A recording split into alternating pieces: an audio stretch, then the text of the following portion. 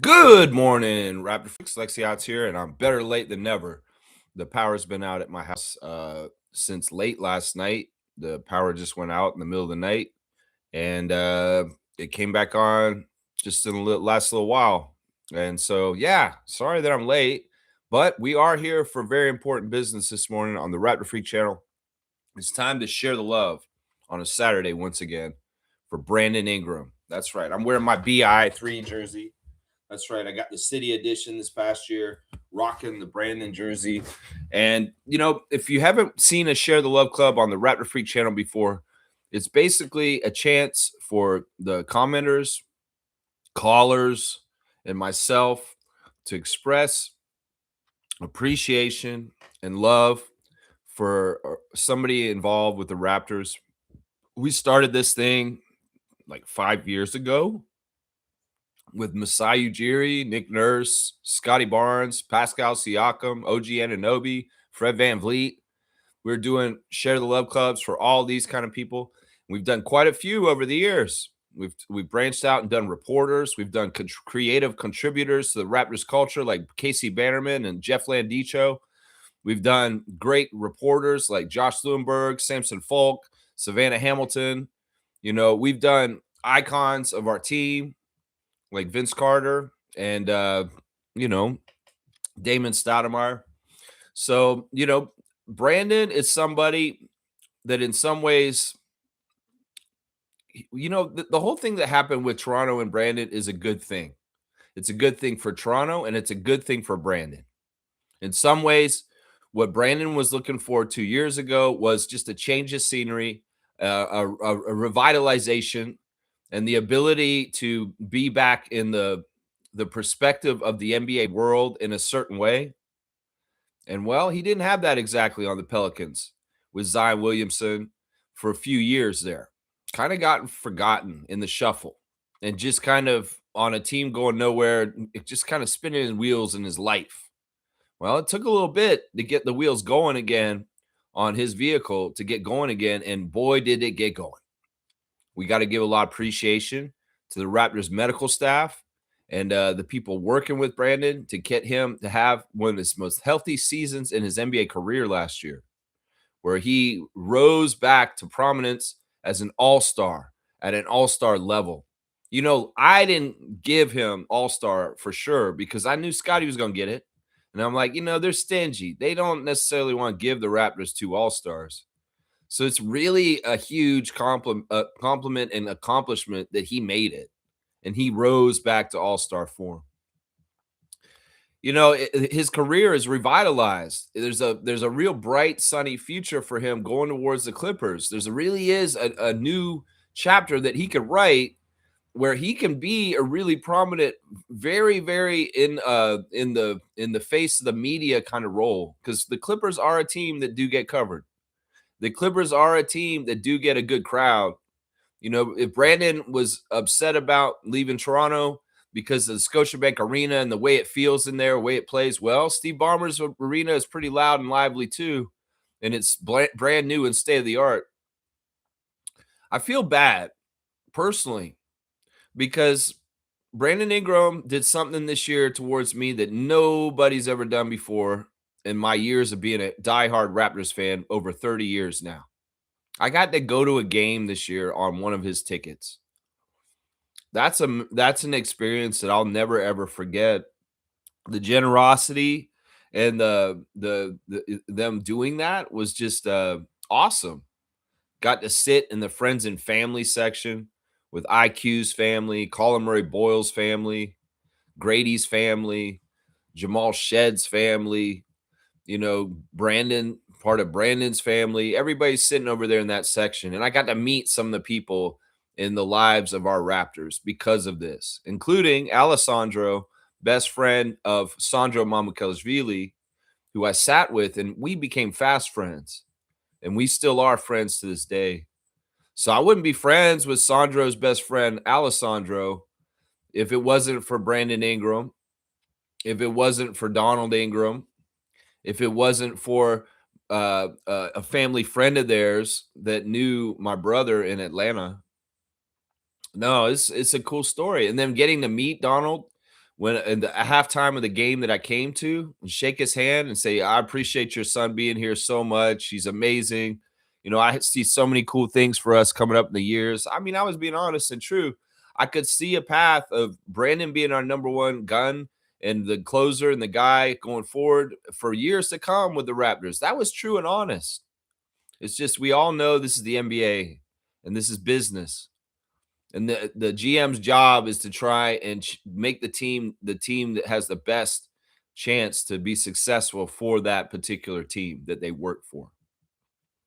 It hurts me in some ways to hear the voice of Donald Ingram in the ears of my head from that game last year saying my son never asked to be traded ever in his career. He's never demanded a trade. He's never wanted to get traded. He's always been loyal to the teams he's been on, whether it's the Lakers, the Pelicans, or the Raptors. And he never ever wanted to be traded. And now it's happened. It's a tough world, man. It's a tough world. But it's not like Brandon doesn't get anything from it or hasn't had great success and good things from it also. Revitalization, another all-star, a healthy bill of health, even though you had to have that surgery at the end of the year. Hopefully, I wish you all the best healing, all the best bounce back to come back next year for the Clippers and be the best version of Brandon Ingram you possibly can be. Maybe you build off of some of the things that you learned up here in Toronto about putting your defensive aspect out there a little bit more stronger, a little bit more rebounding, just because you found it fun. You thought it was cool. You had to fit in with the Raptors' defensive identity more and more. And well, at times it was a stretch, literally a stretch defender, but also at times it was, you seemed to fit in real well with Scotty and Colin and them and their defensive energy. Either way, we know Brandon is a great guy. We know Brandon is a very conscientious person that has a heart, somebody that has a worldview that he can see what's going on. He's no dummy. And I appreciate that for him about that. I appreciate his willingness to be exactly himself in the face of a world that tells us to cater to being in the normal and the same. Brandon's not the same. I seen him in a video last year getting his manicure, his tattoo, his hair, and his feet all done at the same time by 5 different people, all working on him at the same time. This man's not the same.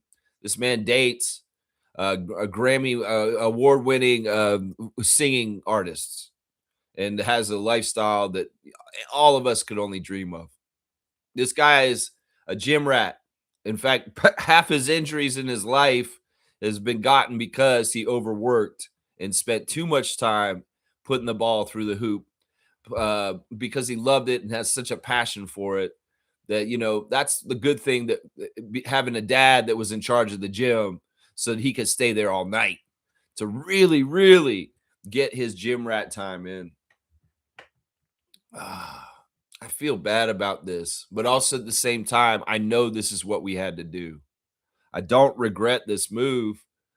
In some ways, maybe Brandon at some point will make us regret it.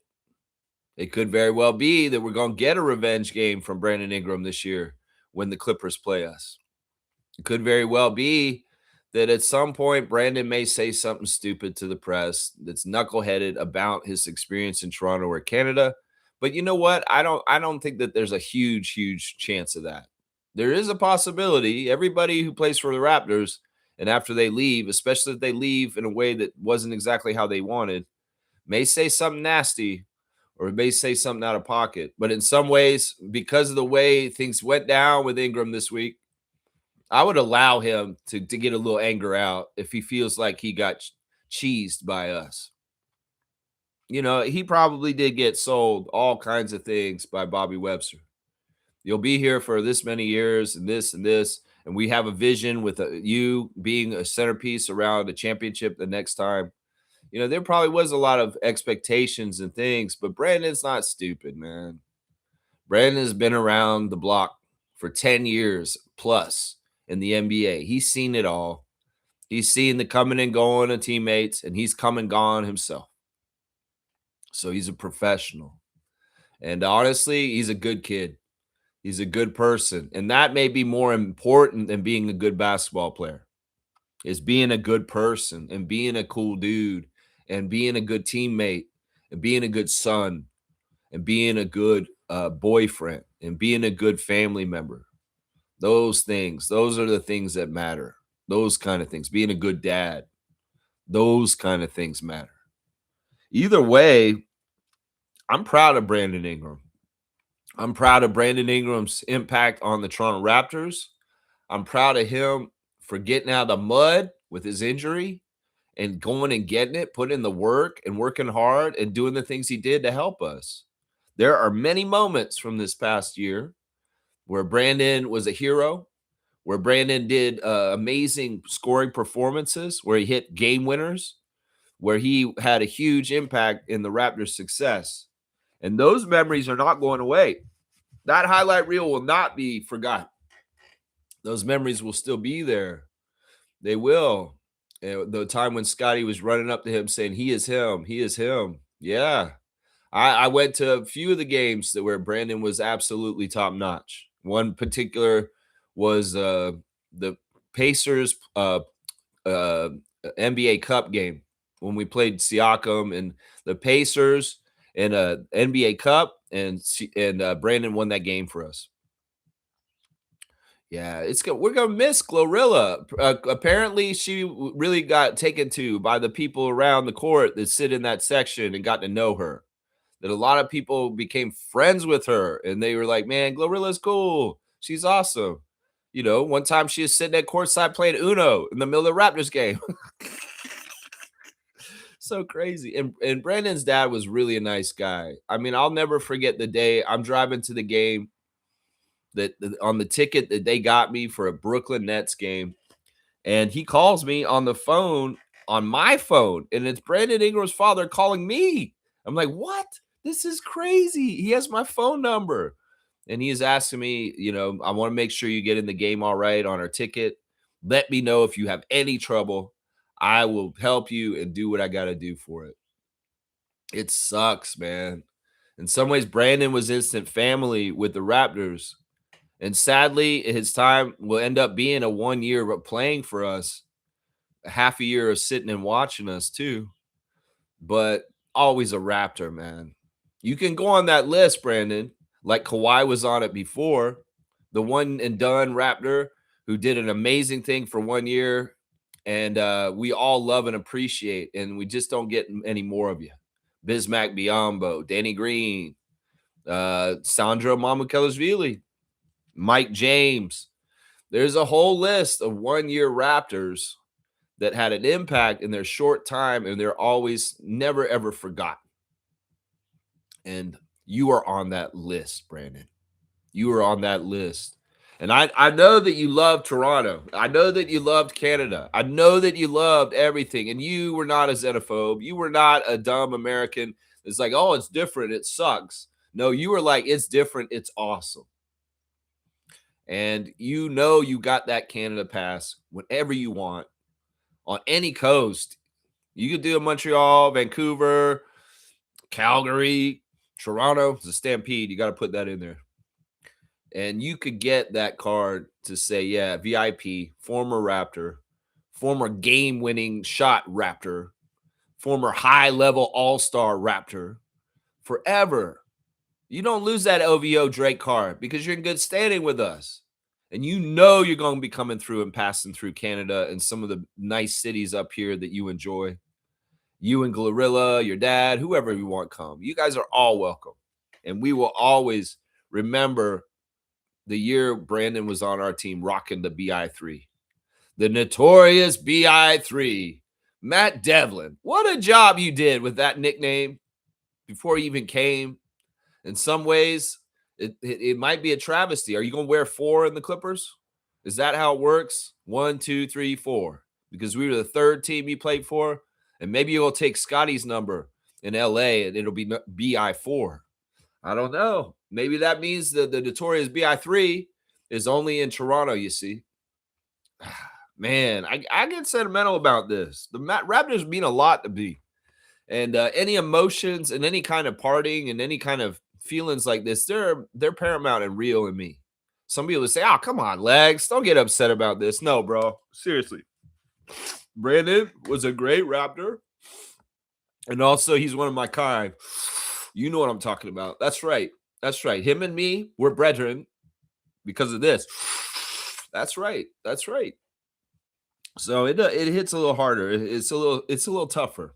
It's a little tougher. In some ways, it's like the shiny, happy, amazing feelings about Kawhi returning or overshadowing, something that I want to do right now, which is say thank you, Brandon Ingram, because we can get enamored with the ideas of next year, but we still have to remember what we did last year to build to get here and who was there helping us lay the foundation for this.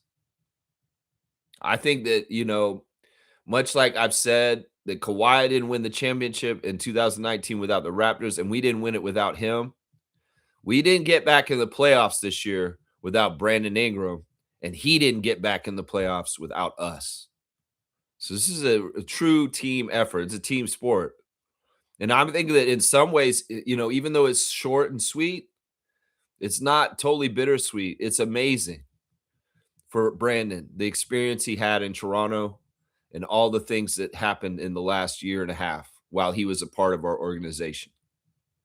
The person that kept getting mad at me when I talked about trading Brandon, the only reason why I talked about that is because I knew this was part of the plan, probably on the down low, that we would try and improve our team, and that the opportunity to flip to get another star in the league, he is the most likely person with the money matching to be the person that gets traded. In some ways, I'll be honest, I was defending RJ. I love RJ. I like my hometown hero. I want my hometown hero on my team. And in some ways, I was going to throw Brandon in front of the bullets to save RJ from the trade talk. That's absolutely true. I did do that at the end of the year. But I also said many, many times, if we can keep this team together, that'd be fantastic. I'm very happy with these starters. I'm very happy with this team. And I feel like we can continue to build and grow with it. But Bobby wanted to take another step further, switch into another gear, and bring back Claw. You can't get mad at him for this in some ways. Brandon Ingram's got to look at this out of his own ego and say, it is Kawhi Leonard. This is something like, if they get this, you get a chance like this, you have to take it. So he can understand it from that aspect, I think. In some ways, a little bit deflating. Oh, you'd rather have him than me? Listen, man, you're amazing and awesome too. And if we couldn't have gotten this deal to land, obviously we would be still rocking with you for a few years and however long. You came here, you saw the city, you get the city still. It's just you won't be a Raptor in your uniform, but you come through. We all love you. You always will. And the Notorious BI3 may be only one for 1 year. We'll have to see. Maybe you like the nickname. And if we see Brandon rocking 3 in LA, maybe they will carry it on. And he could be the Notorious BI3 in Los Angeles. Man, I'd love to hear y'all's comments of praise and adoration and appreciation and love for Brandon Ingram this morning in the chat. I am so sorry for being here late. It was not in my control. And in some ways, the summer storms with all the lightning and the wind have been wreaking havoc on the power grid out here in the Green Belt in central Ontario. And in some ways, that is why you can blame that. So, yeah, that's it right there. All right, y'all. This part of my spiel on Brandon. I'm sure I will go over some more fun stories and anecdotes about Brandon Ingram and his impact on the Raptors. Please feel free to share anything you want about Brandon on this show today. This is what we're doing here today. I looked over, we did a Grady Dick Share the Love Club last summer. So we're probably not going to do a Grady Dick straight up Share the Love Club. So we should share some appreciation for Grady too. I want to say that Grady, you made an impressive, amazing appreciation post to the Toronto Raptors yesterday and the fans. That's how you do it, Grady. And exactly the right timing too. Take a few days to go through your emotions and feel them and go through them and get your perspective afterwards and think about the future and what's coming up and the opportunities in LA for yourself. And then in the right beat of the day, 3 days later after the trade, post the Instagram photo collage of you in all the different Raptors jerseys with all your different teammates and different fun and different memories and things that happen while you're here. That stuff will never get taken away from Grady Dick. A rookie year in the Raptors with Scotty and Pascal and OG and all these other guys. A rookie year with a rookie coach named Darko. A rookie odyssey that saw you have failure goes into success in the second half of the season. A second year where you got to start a lot, but we lost a lot. And you really got to do some stuff that proved that you belong and also that you got more confidence. But then a third year that was disappointing, which was probably the opposite of the second year. It may have turned it to get to this point. Grady Dick, you're an awesome young man. You are a shining example of what a young American should be, and I appreciate you. You're a strong Christian. You're a good boyfriend. You're a good son, and you were a great Raptor too. And we appreciate you, man. You always made us look good. You were fun, maybe corny sometimes, goofy with your fit for the draft. That'll always be iconic. That will always be iconic. Your jerseys are one of the favorite jerseys in the history of Raptors history. And some people are saying, nah, I won't give it up. I won't give up my Dick jersey. I will be rocking my Dick jersey till the day I die. So, Grady, in some ways, you got cult classic legend status. You got a cult following in a way. Either way, you did things right. I give you the same advice I give all exiting Raptors. Don't be a knucklehead and say something stupid to the press so people get mad at you up here. Just embrace the love, embrace the experience, embrace the time. It's a business. You knew this. You saw a lot of people get moved in the 3 years you were here, and you saw the business. Well, you said it at the beginning of the summer that you would like maybe possibly an opportunity somewhere else, and you were open to a trade. Well, here it is, buddy. And well, hopefully Steve Ballmer's team will be kind to you. Hopefully you can find your niche. Hopefully you can find your spot. And hopefully you can thrive. Because honestly, I don't want Masai and Bobby to miss on you. That has been a big debate with me, particularly on this channel and your draft pick, that I did not think you were a good draft pick for us. But I've been proven wrong and then right, wrong and then right a few times with you. So the jury's still out. You still got time. You still got years to make yourself what you want to be in the NBA, Grady. So you got to put the work in. And you've seen how hard it is now, right? It's hard, isn't it, Grady? You see how the competition is and how cutthroat and how everybody is gunning for the same stuff. And you got to be in that middle of that. You're not just competing with the other teams. You're competing with your own teammates for minutes and time and rotation. Well, go to the Clippers. I would tell you this. The experience you had on the Raptors, the hyper competitive year you just had, battling people at your position for time on the court, you may not find that competition is as intense in the Clippers. And you may be all revved up because you did things a certain way here in Toronto that will benefit you in LA, that you will be able to ascend and really anchor some stuff for yourself in the Clippers organization. So let's see, Grady. It's there for you to take. You're putting in the hard work. The change of scenery is here, and I only wish you and your family well. And I hope you will come back and check us out. And just like Brandon, you got that OVO card. You're recognizable. People love you. You go coast to coast in Canada, bro. You are just a hero, and they'll love you, bro. You're a Raptors draft pick, and you're that goofy kid that came up here from Kansas and wore the ruby red suit. Yeah. We're gonna have to do a Sandro share the love club sometime in the next couple weeks. The next time I have a Saturday where we got it open, we will be doing a Sandro share the love club. That may not be till August the 1st, though, guys. Because the summer's busy with Tempo. There's all kinds of stuff going on with Toronto Tempo and Team Canada and CBL, and my off-season schedule isn't all just Raptors Share the Love Club every Saturday. We're switching it up. So these Share the Love Clubs are rare. When you get one of these, you did something really good for our team, and we love you a lot. And that's Brandon Ingram today. That's Brandon Ingram. All right, let me start reading y'all's comments. I got to go over Team Canada beating Puerto Rico last night in Hamilton in the qualifier last night for World Cup.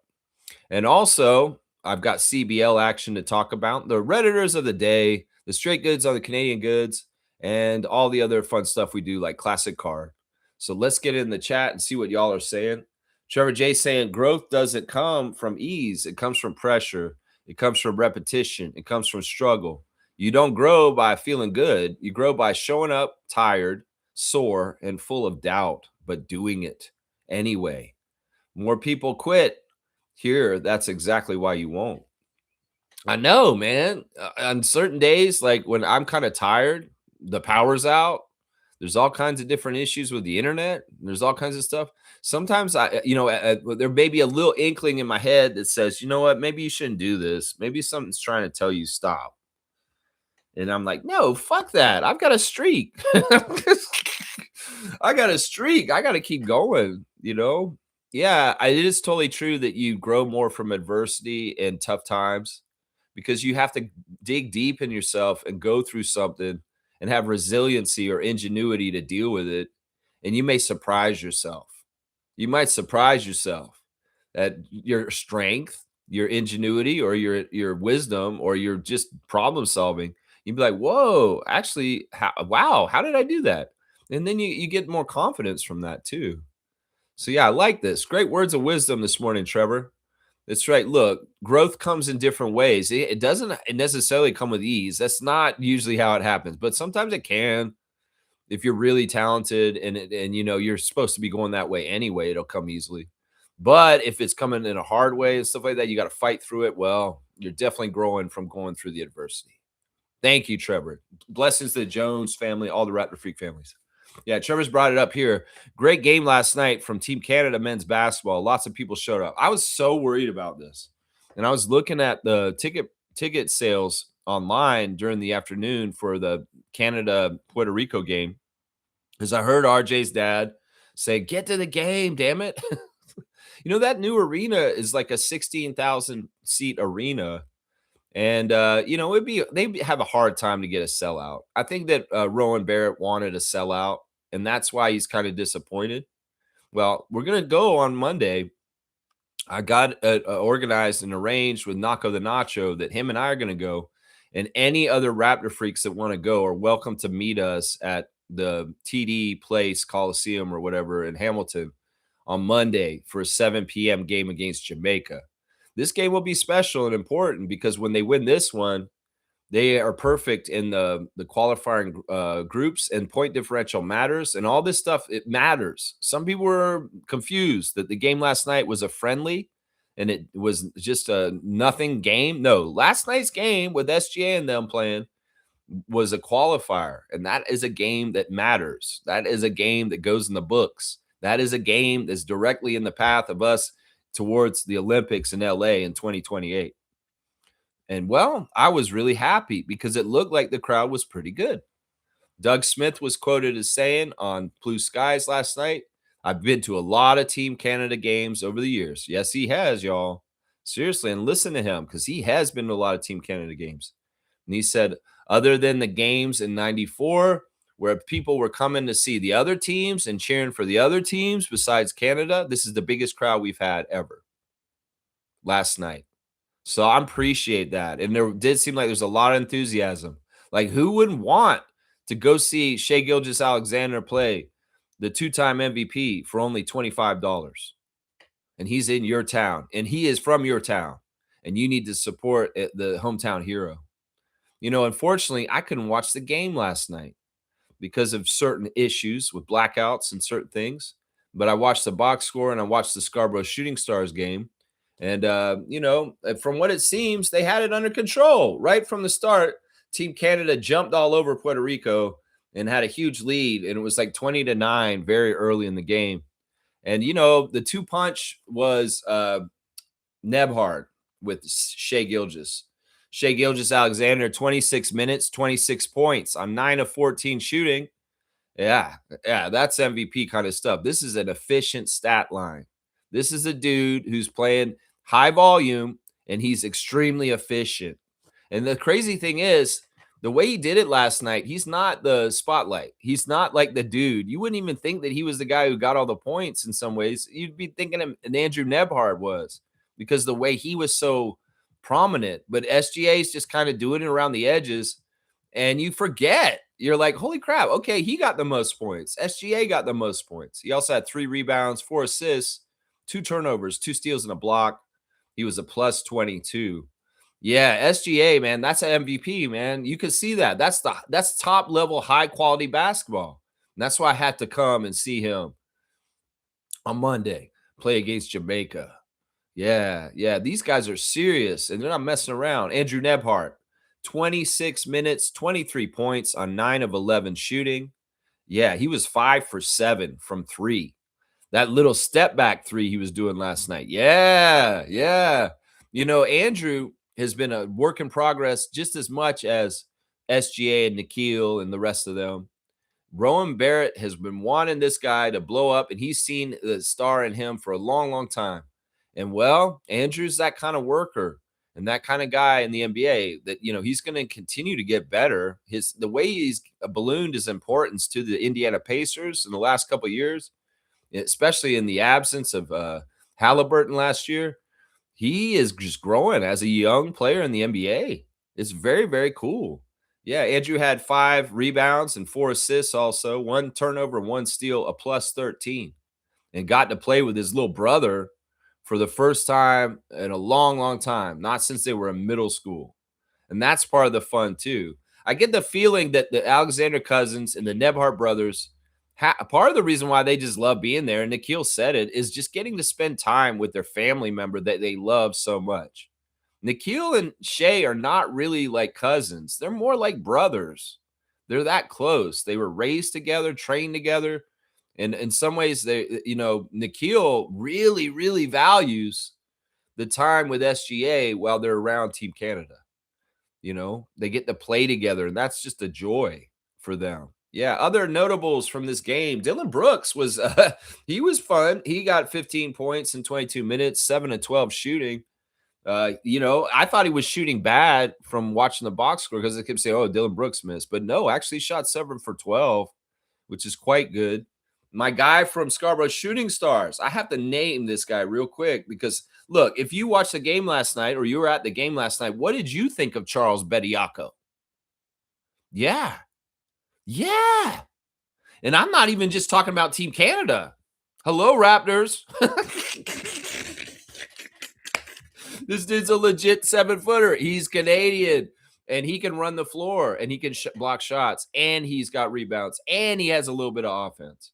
Yeah, when I see Bediako getting the offensive rebound putbacks and fitting in, I told him personally a couple of weeks ago, I said to Charles, I said, don't mess this up. You go to Olympics. You have a chance. You have a path, but you have to carve it out now and go through all these stages and prove to them that you're so good that you have to be on the Olympic team with SGA.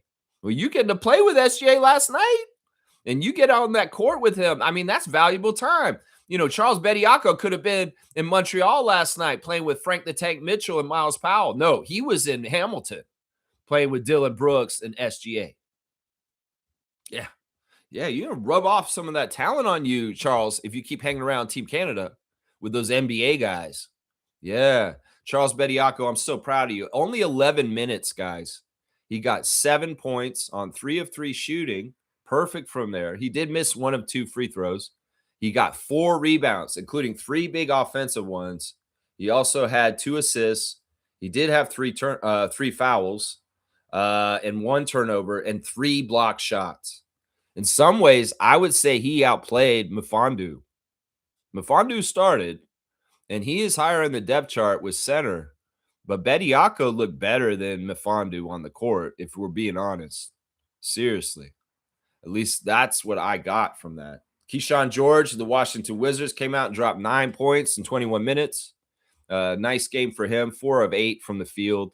So, yeah, nice solid game for him. Leonard Miller, 6 points on 3 of 4 shooting. He chipped in his little part. We also saw Nikhil get 8 points with 7 assists. He was the leader for assists for the Team Canada game. Just a good all-around team effort by everybody. Nice to see this addition. I feel like it's a good mix of NBA and non-NBA players, Thomas Kennedy and people like that, Aaron Best around the team. And we got to see the coaching debut of Gordon Herbert as the Team Canada coach. And some people were shocked that he was coaching his ass off for this game last night. That's the way he is.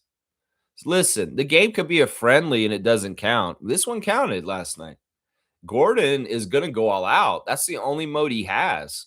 Watching him coach Germany in the past few years, that's just the way he does things. He's serious. He's not trying to waste anybody's time. He knows he's got multi-million-dollar NBA players on his squad for Team Canada, and he's not trying to mess around. He's not actually a jokey kind of dude. Let's just put it that way. He's very serious, and he has a direct vision of the Team Canada getting a gold, and he knows how to do it. I think that the score is indicative of this yesterday. 110-84. That is a crazy ass blowout. We were already beating the hell out of them, and we just beat the hell out of them all the way right up until the end. And Gordon was like, "Yeah, don't let up. We're not trying to pussyfoot around here. We're doing this stuff all out." And in some ways, Coach Herbert's probably just licking his chops, so happy because he's got such a crazy good team in Canada. He's got SGA.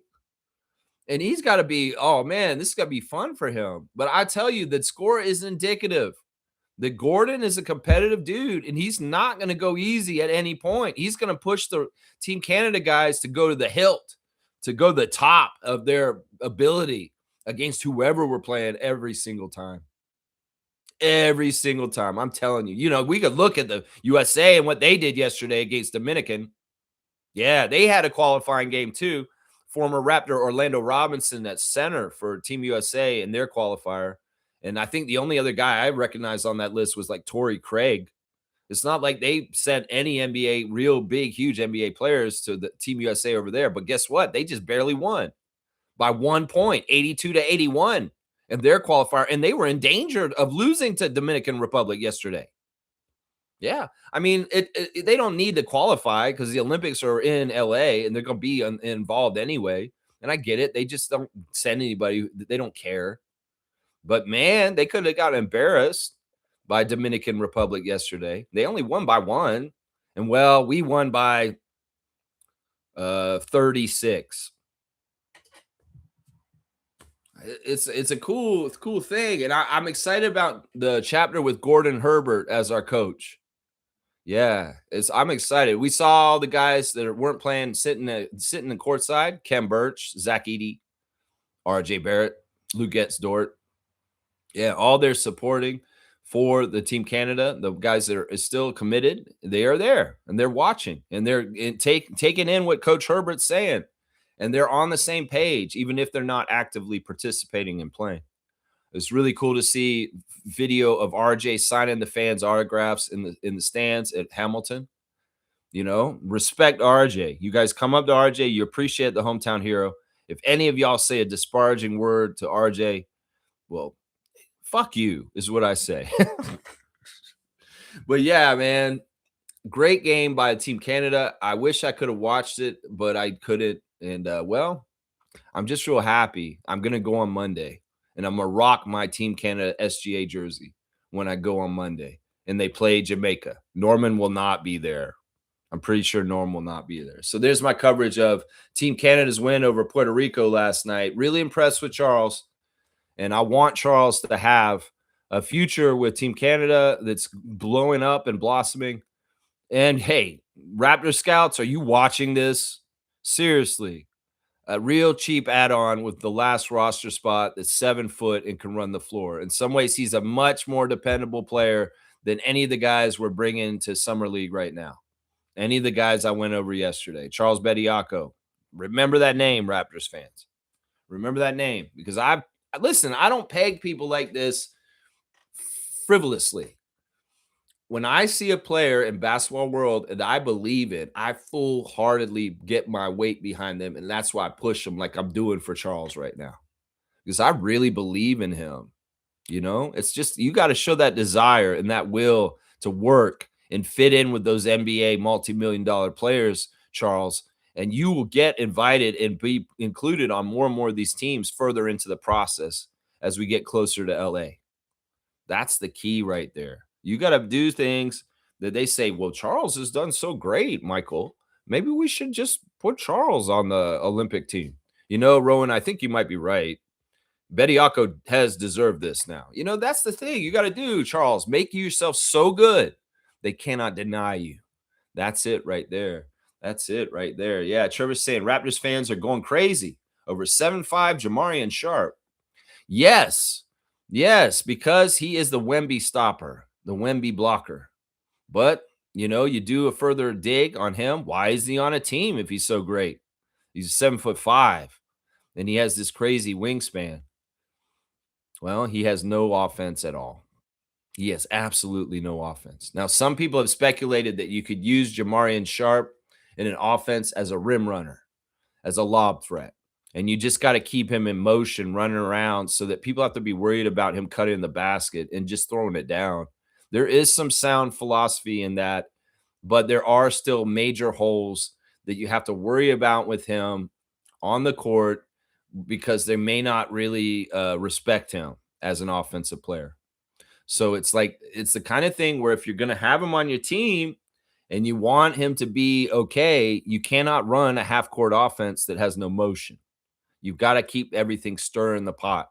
Now, in some ways, his switchability on defense is great. He can guard down low, he can come outside, and he can chase guards around. But on offense, he is a sore thumb. And they will go away from him, and they will double up the best guy on our team and make it harder for that. That's the problem. That's the problem. Now, if we were in the old NBA and you could have niche players that just do one thing, he'd be great. He'd be honestly great. But this league has evolved so much that the prerequisites to be in the NBA and play are harder than ever. And in some ways, unfortunately, Sharp's offense is going to be the thing that may keep him off the Raptors. And I want to warn Raptors fans about this right now because they are all getting their hopes up like crazy, like Trevor's saying. The Jamarian height is enchanting. It is dazzling. It is making us think, well, they have Wemby. Let's get Jamarian.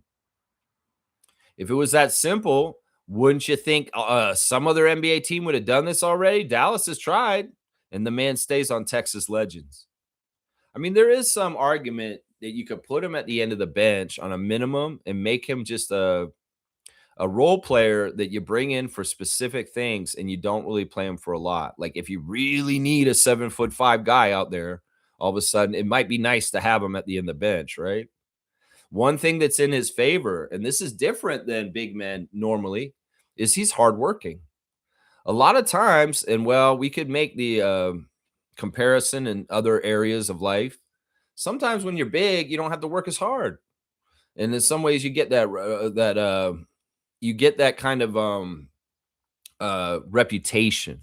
Big guys that come to the NBA over history, some of them are not the most hardworking guys. Often it's the little guy like Muggsy Bogues or Jamal Shead because they have so much more they have to do to prove themselves. Big guys are there because they're big and they're tall and they can rebound and block shots. But to find the combination of a big guy that will actually work hard and is also that size is a really good thing. And apparently Sharp is like that to a degree. He may not have any offensive skill creation or like build up or skills. It's absolutely lacking his skill set. But you cannot say that the man doesn't try and he doesn't show up and he's working hard. Because look, he's 7'5". A lot of people told him, you're the antidote for Wemby. You're the only dude who could probably guard Wemby in this whole league. You can get an ego boost and say, oh, man, I'll be useful. Somebody's going to take me for sure just for that aspect. But no, that's not been the reality. He's toiled on the G League. But did he hold his head? Did he get mad about it? Did he get an ego about it? No, he worked harder. And he continued to kick ass and do what he can. And that's the thing. That's going to get him really far and maybe get him further than being 7'5", is that he's working hard for his size and he's trying to grow and he's trying to get better and he's trying to figure it out more and more. He's not lazy. There's so many big guys that just say, hey, I'm here. I'm tall. Yeah. What do you want me to do? No, this dude's busting his ass. So he has that in his favor. And that may actually get him through somehow, some way. But it's going to be so hard, especially you're in an organization that has basically declared you have to be a two-way player to play on this team, because the Raptors have said that. This has always been the plan since Messiah and I have been here. We've always looked for two-way players. You have to play both ends. Unfortunately, Sharp doesn't play the offensive end. That's the problem. That's the problem, Raptors fans. And if it doesn't work out with him, understand that he's just this year's Moses Brown. Moses Brown showed up in Summer League a couple years ago, and you guys went the same crazy over him. But he doesn't have no offensive game either. And has he gotten anywhere in the league either? Not really. Not really. On the edges of it in G League and maybe a couple appearances in the big league here and there, Moses Brown. But that's what I would warn people before they get too credible themselves. KT, our beloved dunk champion, multiple years, Kareem Thomas, he keeps saying, oh, just sign him up. He's 7'5". It's a no-brainer. Well, when you're disappointed when it doesn't happen, I've tried to elaborate for you why just now. Just now. That's right. Adriana, thank you for coming in and telling everybody about my predicament this morning. She's saying, good morning, Raptor Freak family. Unfortunately, there was a storm yesterday and it knocked out the power at Lex's place. So he's not sure when he will be back on today. He said as soon as he gets power back. That's it right there. Alan Tam saying, bye, BI, you too soft. That's disrespectful, Alan Tam. Bam, son. So, Alan Tam, I'm going to do something I've never done with the bam, son. Bam, son. I bammed you in the face, Alan Tam. How disrespectful is that to Brandon Ingram? No, this is not what we're doing. We're showing love, not disrespect, Alan Tam. That's strike one. Alan Graves, son. Trevor say this. Carmelo Anthony says that Kawhi makes the Raptors a real threat in New York. Yeah, I said this the other day. I saw that interview. Yeah, there's a lot of people coming out and saying it. In some ways, this isn't really news. There's so many talking heads talking about Kawhi move. There's some Americans that hate Toronto and they're trying to spin it that he's an injury-plagued person and that he'll be horrible here.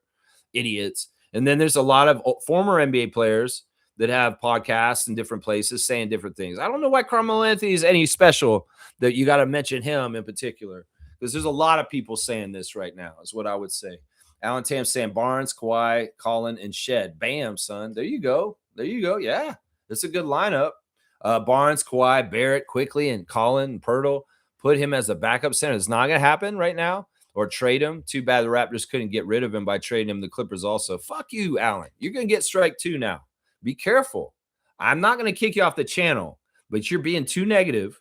You're not acting the way we do on this channel. We honor our players. You've disrespected Brandon and Yak now in 2 comments. Your third one will strike you out, and I'll put you on a timer ban for a little while. I'm not going to kick you off the channel because you're long standing, but you got to watch out, bro.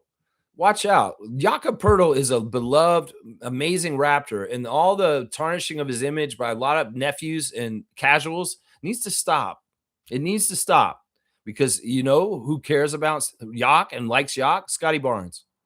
And in some ways, Scotty should be your leader, Raptors fans. You love Scotty so much.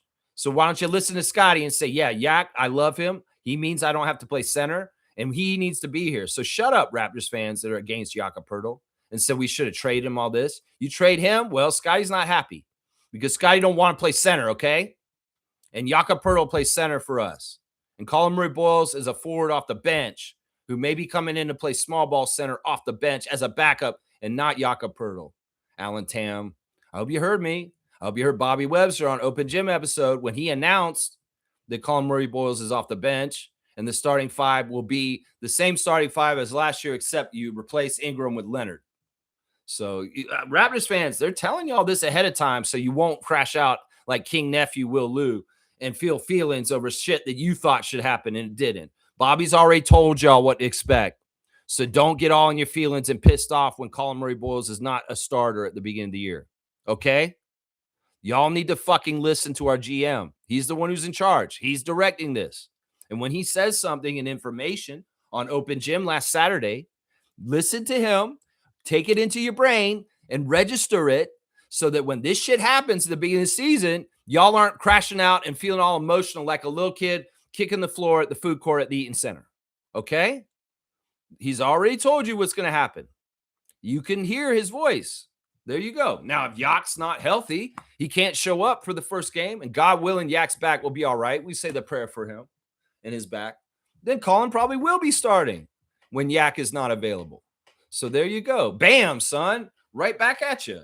Nako saying this. I knew I had him at my mercy was my favorite Ingram moment. Yeah. He had some good quotes too. There was that time he stepped into it with Glorilla talking about her annoying him at night. His I should have just went to sleep, but this girl, she's annoying me and stuff like that. And whoa, Lindsey Dunn got him in trouble. Lindsey Dunn like came back and asked him, "Did you talk to Glorilla after your comments at the last press conference?" He's like, "Yeah, I learned not to do that ever again." There's some real classic moments here, man. There's some real classic moments, bro. Seriously, man. There's some funny pictures. There's that one picture from the playoffs where Donovan Mitchell is taking a free throw, and he always closes his eyes when he does his free throw shot. And there's that Brandon's like over his shoulder, like lurking behind him like a shark. There's some pretty cool, iconic pictures of Brandon from this year and some of the amazing highlights and things that he did and moments. You know, there's fun moments on Open Gym. There's fun moments just from interviews and stuff they said and stuff, man. Yeah, he was a really good locker room guy. Really, really good locker room guy. There's a whole side to Brandon that none of us in the public will ever know, but teammates that he's had in Toronto and New Orleans and LA, they know. And that's why he's so beloved by his teammates, people like Jose Alvarado and people on the Raptors. You know, that's why he's so beloved. Seriously, man. So beloved. Nago saying, I need that first Kawhi presser yesterday. You want to hear Kawhi come in and talk? Well, like I said, I don't know when he's going to show up. In some ways, he might show up at the last minute. He may really soak up that whole California time down there at home and come to Toronto at the last minute possible for being here. But who knows? Maybe I'll be wrong. Maybe we'll see him at Summer League with the team in Vegas next week. And that would be fantastic because that'll really show that he's bought in. He's willing to invest the time and the energy in an off time and be around his team and bond and start working with them in the ballroom, around the Summer League roster. That would be awesome. We'll have to see. These are things that will tell us more about where Leonard is with what he's trying to do with the Raptors this year. Yeah, Kaloy saying, love you, B.I. Grady, no hard feelings. Yeah. Yeah, Grady's a true professional, and I really appreciate his post. We'll have to see what Brandon does. Maybe he won't. Maybe he will. I don't know. In some ways, it may be too raw and too fresh. He was probably not totally anticipating this to happen. You know, in some ways, it's a testament to the whole thing is about, well, if you really want to keep something, you really be vigilant to hold on to it. And that means going to the highest levels that you possibly can so that you're undeniably important to keep being there. And in some ways, as much as his season was successful and healthy, his playoffs were not. And unfortunately, in some ways, that's part of the reason why maybe the flip was happening is because we saw an upgrade. We saw an ability to bring in a bigger closer, a more tested and proven closer on the highest levels of the NBA. And you can't say no to this. Some people have said in the last week that Kawhi Leonard, in some ways, like was the best player in the league. I think this was Carmelo's quote that Kawhi was the best player in the NBA from January till the end of the season this past year. So we're getting a very high level, high functioning, high quality, high caliber player. And we know this already because we've seen him for a year already. Yeah, we've seen him for a year already. Very interesting. Fiercey's here. Good morning to Fiercey. Let's see. Nako said BI was good in the regular season. Would have liked him to stay around, but you do that trade for Kawhi every time. Exactly. Gerald's exactly right. You have to do that trade every time. It's a no-brainer. If you don't, you failed. You failed. If you have that opportunity and you can land Kawhi Leonard in a healthy way for your team where you don't bust it up completely, which Bobby successfully did, you can honestly say that they did not bust up the Raptors to get Kawhi here. They kept the nucleus, and for the most part, and he really kept the feel of our team with just adding Kawhi. That is a huge success, and that is appreciation for Bobby Webster and Dan Tolzman in the front office of the Raptors and Masai before him. Yeah, I'll still give credit to Masai because it's in his philosophies. Morning, fam, and happy Share the Love Day for Brandon. His impact on the team was immediate. He was healthy most of the season and contributed to our seeding. Wishing him nothing but the best. Yeah, recently when Scotty got on Twitch, he started talking about his teammates with Brandon. He said last year when Brandon came to our team, he really was the stimulus and the push to get us back to the playoffs. That he had oriented that goal in mind, and he saw the team and how good it was, and he gauged it. He's like, we need to be back in the playoffs because we're that good.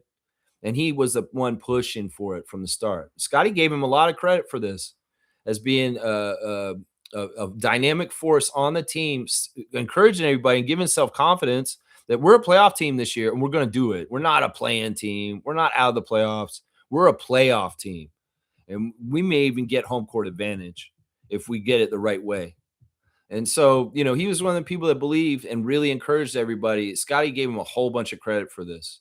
Scotty had nothing but love for Brandon. I think that in some ways, Scotty is lucky as a player in the NBA. He's gotten to play with some really great players in Toronto in his career so far. It's like they've been around him. Pascal, Brandon, Fred. Yeah, we can say OG. Now Kawhi. Kawhi's going to be coming in. And Scotty's around these different people. He picks up different things from each one of them. He picked up stuff from Siakam in his early years. He picked up things from OG. He picked up things from Brandon this past year. Yeah. And he's damn for sure going to pick up things from Leonard.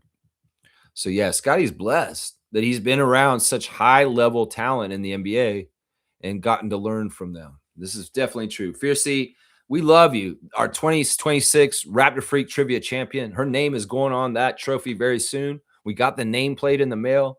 I'm going to get it from Adriana soon because it got delivered to her house. And we'll have the ceremony of putting the championship up for Fiercey. It is just like getting her ring for the championship, just like when a player gets their ring at the beginning of the season after a championship. Well, Fiercey, you're going to get that ceremony soon. I got to go get the nameplate, though. It's down in Scarborough at the ends. That's right. Fiercey saying this, best of luck in LA to our all-star Notorious BI3 and our rising star, Grady Dick. Our rising star, Dick. I got to get him in while we can. Oh, stop, Lex. Come on now. Phrasing. You got to. I didn't do this the whole time he's on our team. I called him Grady a lot, all right? And now that he's traded, I guess a couple of low-hanging fruit jokes about his name is okay. In some ways, it's a way to honor him, right? Right, Raptors fans? Dick jokes are a way to honor Grady. Fierce is saying this. Great words of wisdom, Trevor J. And thanks for the heads up, Adriana. Yeah, I really appreciate that. All right, Guardian Transit's in the chat this morning. Good morning, Guardian Transit. Longtime Raptor freak. Wish BI the best. He's a huge reason for the Raptors' success last season. And how. You are exactly right. Yeah, unfortunately, there's always a cost in doing business. I don't want to say anything negative about Brandon, but in some ways, years of toiling in New Orleans may have got not bad work ethics, but bad kind of energy from a ho-hum franchise. That in some ways, you're around Zion, you're around all these different other issues around in New Orleans, and you're kind of just spinning your wheels. In some ways, when you get to an organization like the Raptors, where the people are listening to coach and the organizations run really well and doing things professionally, you got to catch up to that. And in some ways, Brandon's got to appreciate that he got to feel being in a top-notch organization with people doing their jobs correctly. Because I don't think he had that in New Orleans on the Pelicans. And in some ways, that may have dragged him down a little bit from being able to be at his highest optimal level. In some ways, he was learning more about levels of professionalism in the NBA from the Raptors and our organization. And I think he learned a lot of good lessons from it. But in some ways, I will say that there were times where it felt like his history on the Pelicans and spinning his wheels and the low quality and the low expectations of that team came through in some of the things he was doing on our team this year. In particular, we could talk about the game that was back in New Orleans this past season and what a shit show and a horror show and horrible game that was. And in some ways, at that time, in my reaction, I was saying, well, Brandon's good against most of the league, but not against his last team because he loves them too much. Then he can't go and be cutthroat against them and try and kick their ass because he didn't. And DeJounte Murray stood over Jamal Shed and glowered over him while nobody picked him up off the floor. RJ wasn't on the court. So yeah, it's an interesting thing here. Interesting thing. Cream saying Lex ain't got no power. No, now I got the power, Snap. But this morning I didn't have the power. But then I woke up and the power was on. It's like, I got the power. Ding, ding, ding, ding, ding, ding, ding.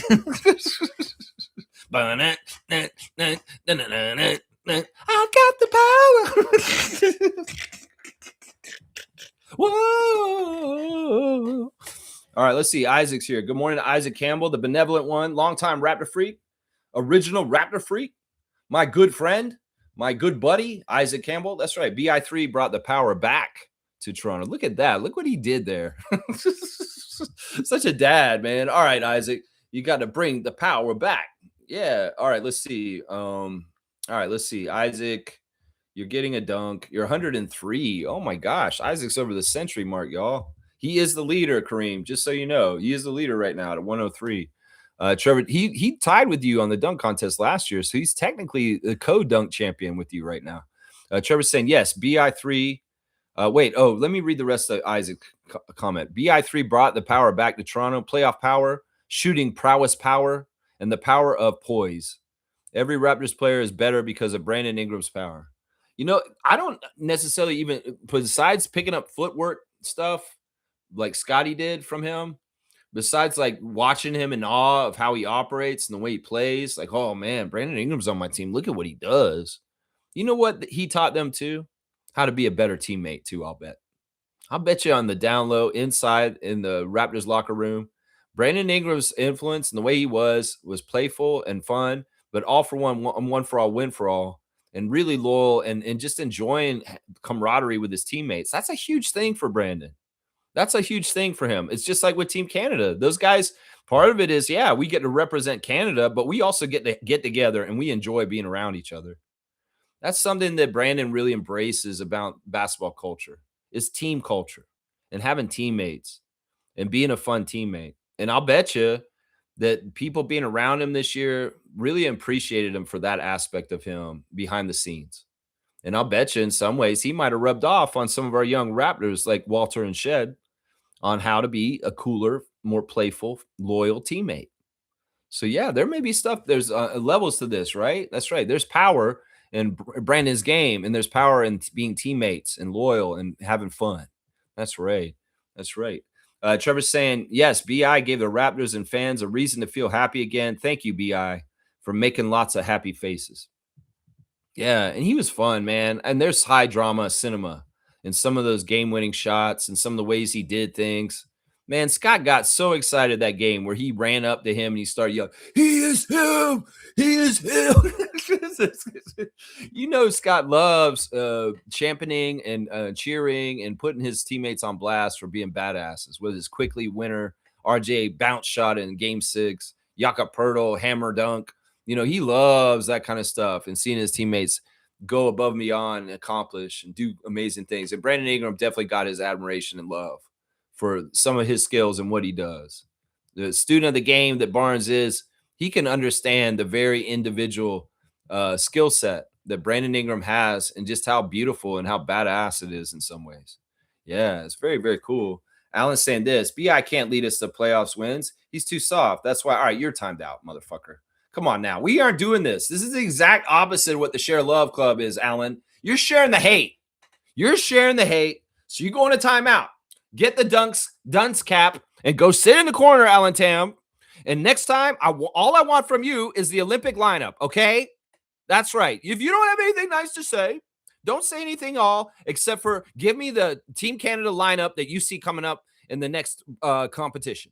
Okay? That's all I want. I don't want anything else. You get 24 hours. That's right, Alan Tam. Bam, son. Bam, son. That's right. You're timed out for sharing the hate on a Share the Love Club. So, no, we ain't doing this. We are not doing this, Alan Tam. Bam, son. I'm sorry. This is just not what we do on a Share the Love Club. This is not share the hate. Come on, man. You're not reading this right. They're reading the room correctly here. All right, let me see what else we got going on here. Mr. Greg is here. Mr. Greg Streak continues.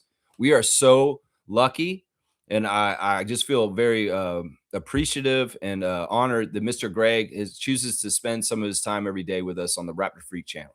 So he's saying, "Good morning, everyone. Just returned from Hamilton as I went to the FIBA game. Awesome. Yes, Mr. Greg. I'm so happy you went. And we love when Raptor Freaks go to events and give us firsthand accounts. So feel free to fill in the comments as much as you want about any things that you noticed, any things you want to note, anything you want to share with us. I would be so happy to hear this. Yeah. He said, for those from the US that may be joining us today, happy 4th of July. That's right. It is the 4th of July today. I've heard that the parade today has been canceled due to extreme heat. A lot of the events this week celebrating 250 years of the United States have not gone well, from what I'm hearing, and is not a lot of people been going to it. Yeah, things are kind of crazy down in the States right now. It's a weird day to celebrate the United States. In some ways, I would tell most people, if you're not celebrating today, I get it. I get it. What is there to celebrate about the United States? There's not much great about America. In fact, the slogan was weird. Make America great again. You're making it the opposite of that. You're making the opposite of that. And Algae Gate is a proof of this. Oh my gosh. Yeah, drain the swamp. You literally made a swamp in the reflecting pool, and you are a swamp because you're literally bilking the American taxpayer and filling your own bank account with billions of dollars, Donald Trump. No, there's no real reason to actually celebrate the United States in its current state. But maybe the idea of what it's supposed to be, the experiment that the colonialists or whatever did against King George and the British way back, maybe some of this is supposed to be celebrated. I don't know. This framework's gotten us to a really ugly, dark time in history. So why would we celebrate the founding fathers if they couldn't stop this or figure out how to stop this? I don't know, Mr. Greg. I find it very hard myself as an American. I am a dual citizen to celebrate the United States in any kind of way today. A friend of mine asked me yesterday, "Are you going to grill out or do anything for 4th of July?" I said, "Why? I'm not. I'm not. I'm in Canada. I'm a Canadian." "Oh, you're a Canadian? I didn't know that." This is a friend from school I was talking to on Facebook through a message. You're Canadian? Yeah, I've been Canadian this whole time. You didn't know that? I live in Canada. Oh, so yeah. And I said also to her, I said, yeah, I'm not. Why would I celebrate the United States right now? The dumpster fire that it is, the black eye on the world, the big bully, dumbass, idiot, low intelligence country that it is right now. The country that's bragging that it used more fossil fuels than renewables in the last quarter, and they think that that's an accomplishment. Yeah. Why would I celebrate that country? A country where the criminally obese and the fat cats are winning, and they're absolutely run roughshod on the common man of the United States. No, I can't, Mr. Greg. I'm sorry. In some ways, I would like to show proper respect, but they are not showing proper respect to the rest of the world. So why the fuck should I respect them?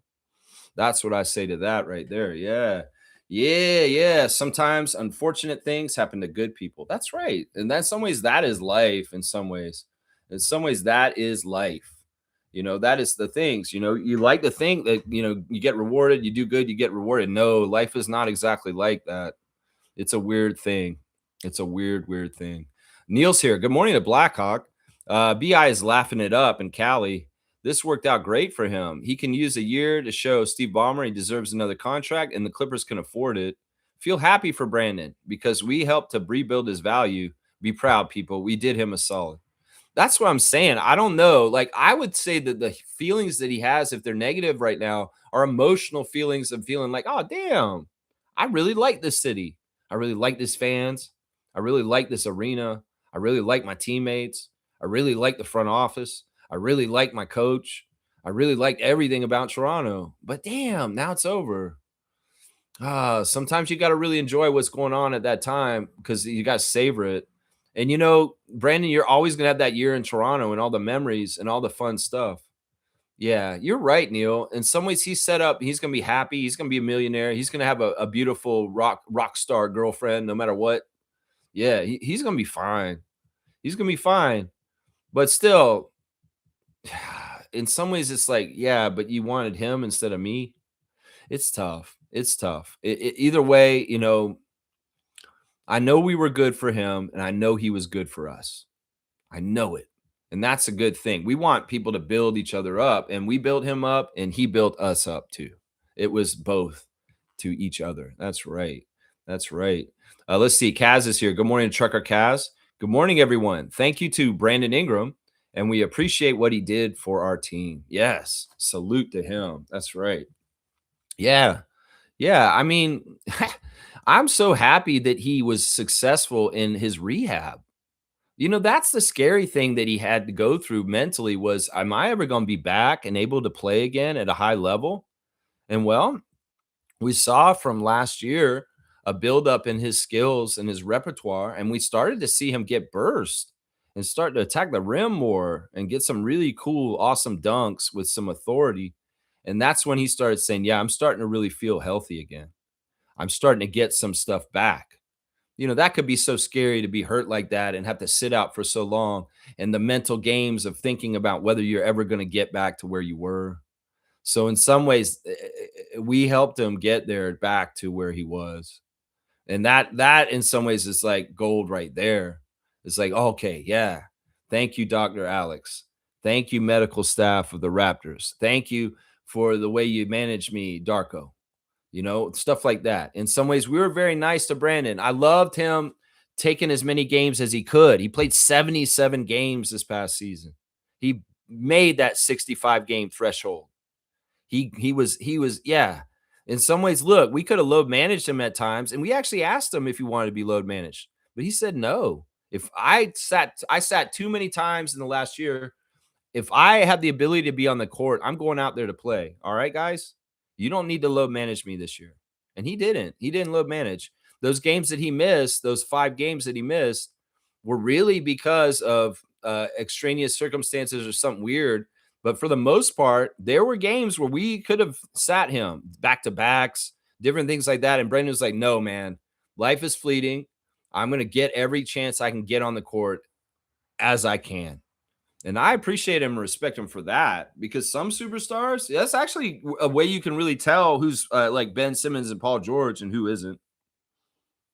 We give you an excuse to sit down. You've been hurt and we won't want to run you right. No, man, I feel good. I'm not wasting my life. I want to go out there and play. That was Brandon's attitude this whole season, and I appreciate him for that. Kaloy saying, big ups to you, Lex, for keeping your streak. You could have taken the day off. See, that's what I'm saying. That's Trevor's words of wisdom. Saying, yo, there's adversity. The power's out. You can't even get on the internet, Lex. How the hell are you going to do your show? Well, I want to do it right at 9:30. Yeah, I do have OCD. Yeah, I am autistic. Yeah, that's when I feel right, when my schedule's right. But now everything's an hour later today. But who cares? Roll with the punches, adapt, do what you can, and do it when you can, when the power comes back on. I appreciate that, Kaloy. Your recognition of me and my dedication to doing the show. I appreciate that. Trevor's saying this. Brandon Ingram has a lot to be thankful for to the Raptors for getting him back to being healthy again and to continue his career. That's right. That's right. Yeah. Just a guest, $69.71. $25? Where? You can see Shai Gilgeous-Alexander, Nickeil Alexander-Walker, Dylan Brooks, Andrew Nebhard, Mfiondu Kabengele, Leonard Miller, Keyshawn George, Kyle Whitler, Charles Bediako, and the rest of Team Canada compete against Team Jamaica on Monday night at 7 p.m. at the new TD Arena in Hamilton that they just built. Tons of tickets available, as cheap as $25, I believe. I think they're either 25 or 35. Either way, you can go see our 2-time Canadian MVP, Shai Gilgeous-Alexander, on Monday night. I'm going myself. I'll be there, just a guest. So you see me there, say Raptors Freak, and we'll talk. I'll say, hey, who are you? You'll say, oh, I'm just a guest. Oh, we all are. We just came to the game. We're not playing. No, I'm just a guest. Yeah, I know. We're guests here for the game also. No, dumbass. I'm just a guest.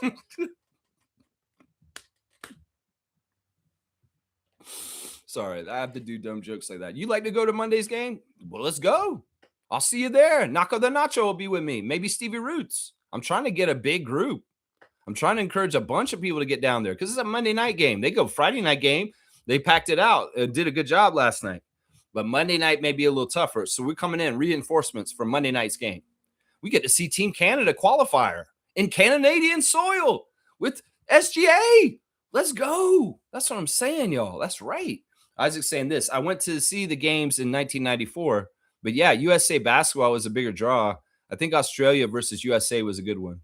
The team at that time was what? Rick Fox and Bill Wennington.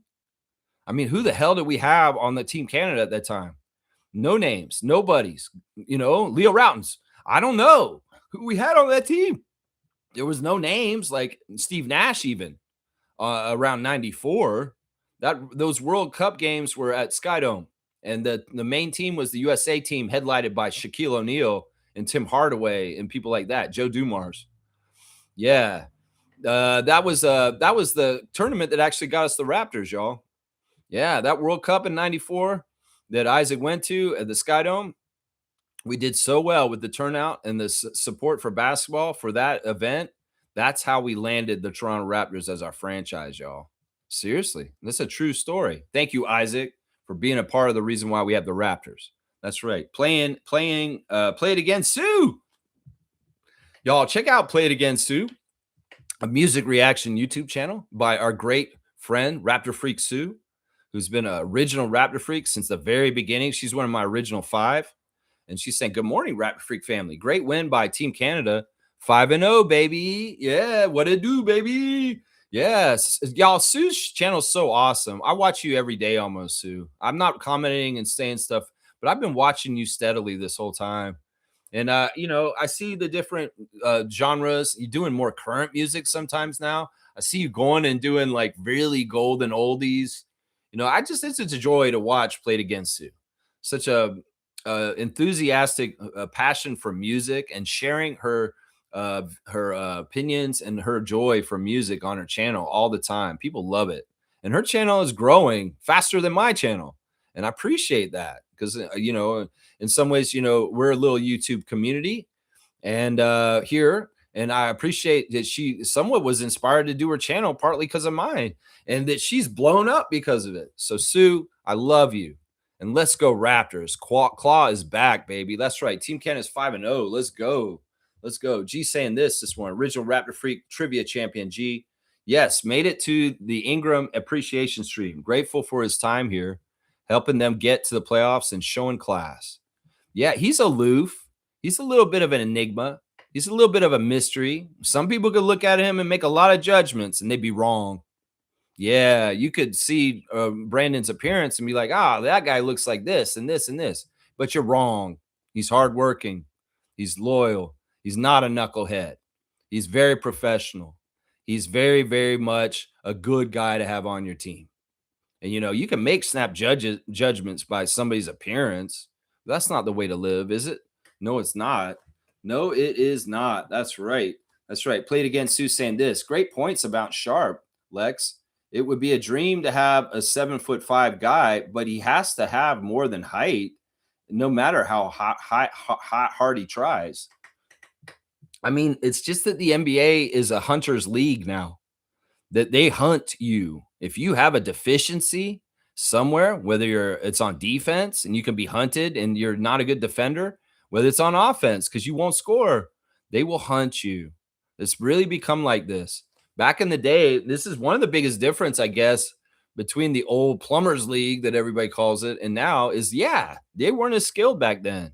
And you could be not fully skilled and realized player in the NBA and you'd be fine. This stuff about hunting people wouldn't happen then. Sure, you'd find mismatches and you'd go find guys, but it wasn't as pronounced and so sharp on the edge of it as it is now. This game has gotten so competitive in the league of parity with the salary cap rules now that anybody's getting any edge they can and any kind of weakness is sought out and it is exploited. That's why you have to be careful with a Jamarian Sharp because he has a weakness that can be exploited. How do you cover it up? You get an motion offense like Darko runs. And you got him in motion all the time. So they really have to guard him because he's a rolling action with a rim lob threat. That is how you do it. That may be the only way you do it because this man ain't going to shoot threes. This man ain't got no hook shots or anything like that. No, he ain't got none of that. He's got dunks right at the rim. So you have to keep him in motion. And in some ways, Darko, as a coach, may be one of the few coaches that probably could keep Sharp viable in the NBA because his offense is a motion offense. So I don't know. I don't know. I mean, we'll just have to see. I think people are enamored by the stat of the height, 7'5", and they just look at that, and that's all they want to look at. There's a lot more to it. There's a lot more to it. That's right. Let's see. All right. G's brought up something here. And you know what? It's the Toronto Tempo Redder of the Day. Kiki was in a Team Canada game. She has really bought in. Yeah, Kiki's a sports fan. We got to realize this. Kiki's a big sports fan. She's ultimate competitor. And well, here we go. Kerfuffles 80, you are the Toronto Tempo Redder of the Day, as usual. Kiki Rice and Kia Nurse at the FIBA World Qualifiers in Hamilton last night. It was for the Canada versus Puerto Rico game. Now, there was a gentleman with her that was wearing a shirt saying, "I love Tings." And I was like, who's that? I don't know. It's some comedian. I don't think Kaysen Wallace was at the game, though, which is interesting because Kaysen could have been there with Kiki, enjoying the game and watching his teammate, Shai Gilgeous-Alexander, playing for Team Canada. But maybe there's too much Kaysen Wallace in Toronto. Raptors fans start saying, "Oh, Kaysen to Toronto confirmed." No, just realize Kaysen Wallace's significant other is the rookie guard for the Toronto Tempo. And this is why he's around Canada right now, because he's in love with Kiki. Yeah, Kiki and Kia at the game last night showing respect. And Kiki's been going to a lot of games as a Tempo player. Blue Jays games, World Cup games, Team Canada games, a lot of games they've been going to. And it's great to see the Tempo support for Team Canada, especially Kia Nurse. She's going to be there. Kia Nurse is going to be there supporting Team Canada. That's right. But Kiki's there too because she's, maybe she knows SGA a little bit because of being around Kaysen. It could be like that. But yeah, cool to see the Tempo support out there. Thank you, G, for bringing that up. Stargate's here. Good morning, Stargate. That's for being the voice of reason, Lex. Thanks for being the voice of reason. I find a lot of the RFF here be really acting nephewish lately. Whoa. Friendly fire. Don't do that. It's quite disheartening since I come to your platform to get away from that shit. Well, look, Stargate, we have our longtime regulars, and they understand the vibe here. They understand kind of the unwritten rules, and they follow them. Then we have guys who come in and come and go, like Alan Tam, that are fun. We love Alan Tam. He's a character. In some ways, he's kind of like Milbester. He comes and goes, and in some ways, he's fun. He's energy. He's exciting. He does a lot of cool emoticons, and he loves Team Canada and reviewing the roster with us. I love that kind of stuff about Alan Tam. I have a love-hate relationship with Alan Tam, but honestly, I love him way more than I hate him. It's just today I'm not happy with him for sharing the hate. So if you're talking about people coming in here and suggesting trade ideas and stuff like that, well, if we have new people that subscribe to the channel for the first time, they don't know the format, they don't know kind of what we do here, they may be coming in and asking questions that we normally don't take here.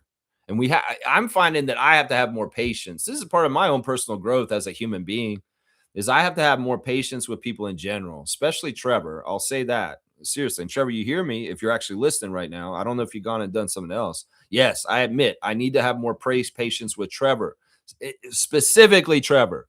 But there's other people I'm trying to practice this with also. And especially new subscribers, because in some ways we want to make a good first impression. And if they don't know the format of the channel, they may come in with nephewish kind of stuff. And well, I want to handle it tactfully and respectfully, better than I used to.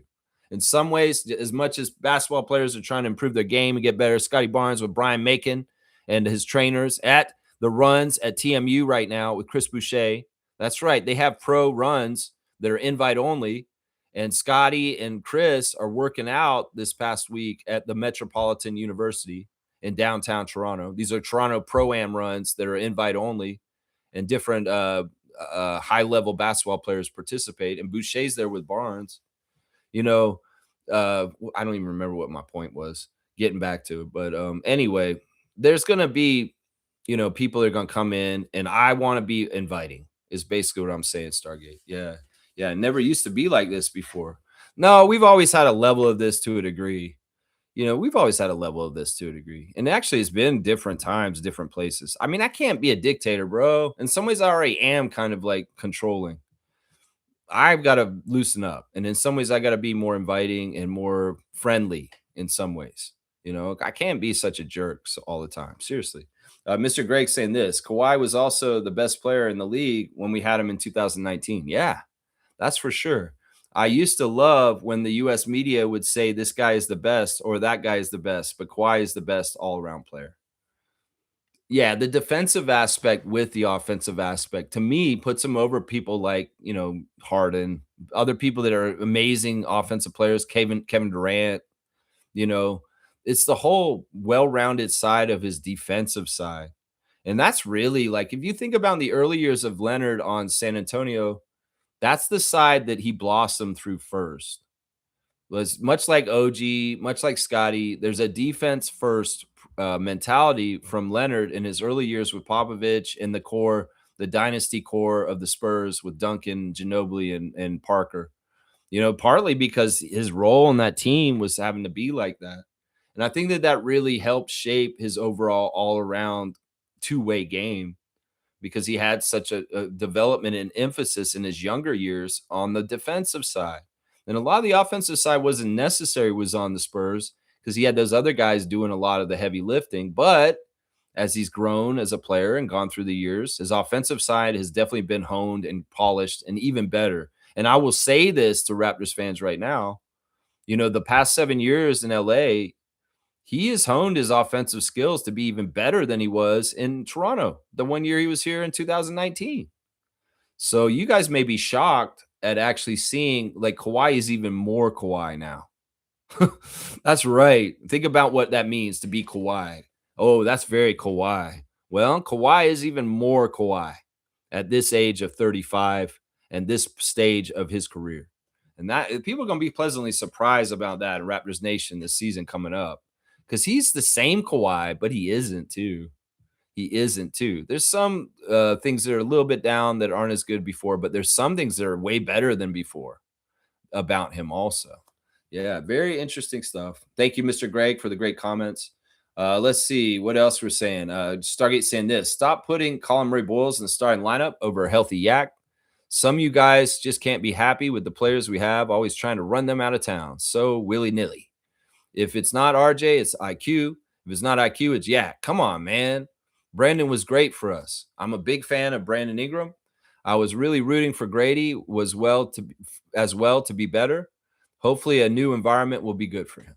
Yeah, that's the thing. That's the emphasis right there. Positivity and love for our outgoing guys for where they're going to next. This is a great opportunity for Grady and Brandon. And I'm really excited for them to a degree. I'd like the Clippers to still be inept as an organization and messed up overall. But individually, I'd love to see Brandon flourish, have great health outcomes. And I'd love to see Grady take it up a notch in his career and really establish some more respect for himself. Because I think that's the main important thing right now, Grady. In some ways, the thing for you is to make sure you can stay in the league first at the very bottom.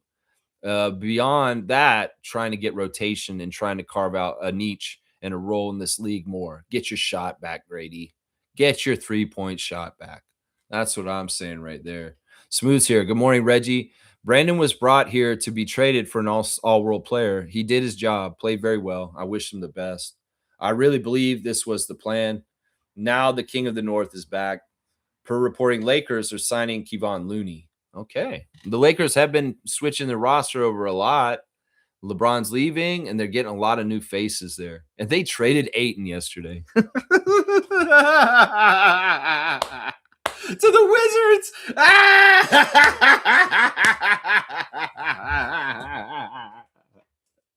Oh, man. The story of DeAndre Ayton and his career is hilarious, guys. His career is hilarious. He kind of actually fit with the Lakers last year, and he was happy there, and they traded his ass to the Wizards. Oh, in some ways, that's like poetic justice for DeAndre Ayton in the way he is, man. That is so poetic justice. But yeah, the Lakers are really changing a lot. Really, really changing. Reggie, getting back to your point about you think that this was the plan all along. I agree. I agree. Some of our players are franchise building blocks, like Scotty, obviously. Some of our players are very essential and great to have on our team on the down low, but everybody thinks they aren't, like Jakob and RJ. So it's like, in some ways, you can tell the feeling, and it's really interesting. I'll put a hypothetical to you guys. Do you think that if RJ didn't play the way he did in the playoffs, that so many people wouldn't have said, you know what, I'd rather trade Brandon instead of RJ? Because that's what happened. That was the phenomena around the playoff series was, Ingram wasn't available. He was sitting on the bench watching, and RJ was out there doing. And RJ did stuff that was very successful. As Rowan Barrett Sr. says, my son is a winner. He is a winner. He is a winner. It may not look exactly right in analytics, and sometimes the eye test is funky, but there is an intangible and there's an essence to RJ Barrett that is a winner. And in some ways, once again, it's priceless when you're doing it for your country and your own home team. You will come out and go above and beyond more than most of the other guys. And another thing I would say is that energy carries to the other guys. You got to have an RJ Barrett on your team because he's quality control. I've called him this many times this past year. He's quality control for effort and desire and will and want and standing for your teammates even too, so that this shit doesn't go wrong, so that people are showing up exactly right and there's no lazy ass Ben Simmons shit going on around the team, because RJ ain't having it, because you're playing for his hometown and you're playing for his country. That's something that's intangible that is so important on the underlying thing. In some ways, the way the Raptors play, sure, Darko demands it, and it's a scheme to go all out on defense and be hounding. But also, people like Scotty and RJ set the tone with their energy and the way they play as leaders. And having a leader like RJ from the city who goes all out for his city, that sets a tone that gets instilled in people like Jamal and Jacoby.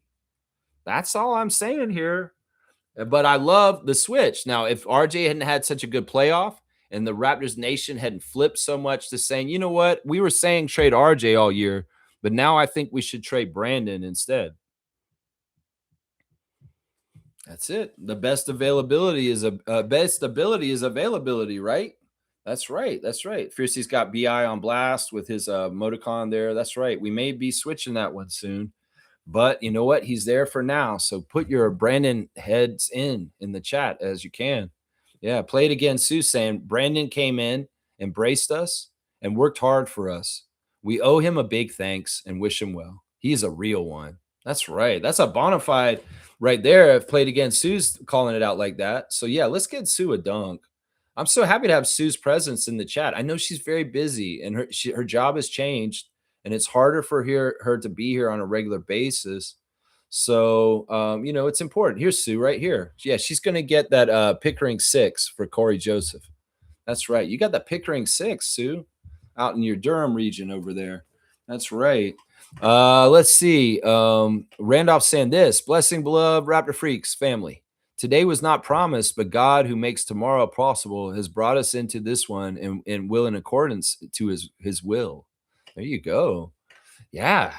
I mean, it's crazy. I want to tell y'all a story about when the power went out last night. The power went out while I was in the shower. And that made me learn. It's like, nothing is for sure, Lex. Light in your house is not for sure. An act of God could take your light away from you taking a shower.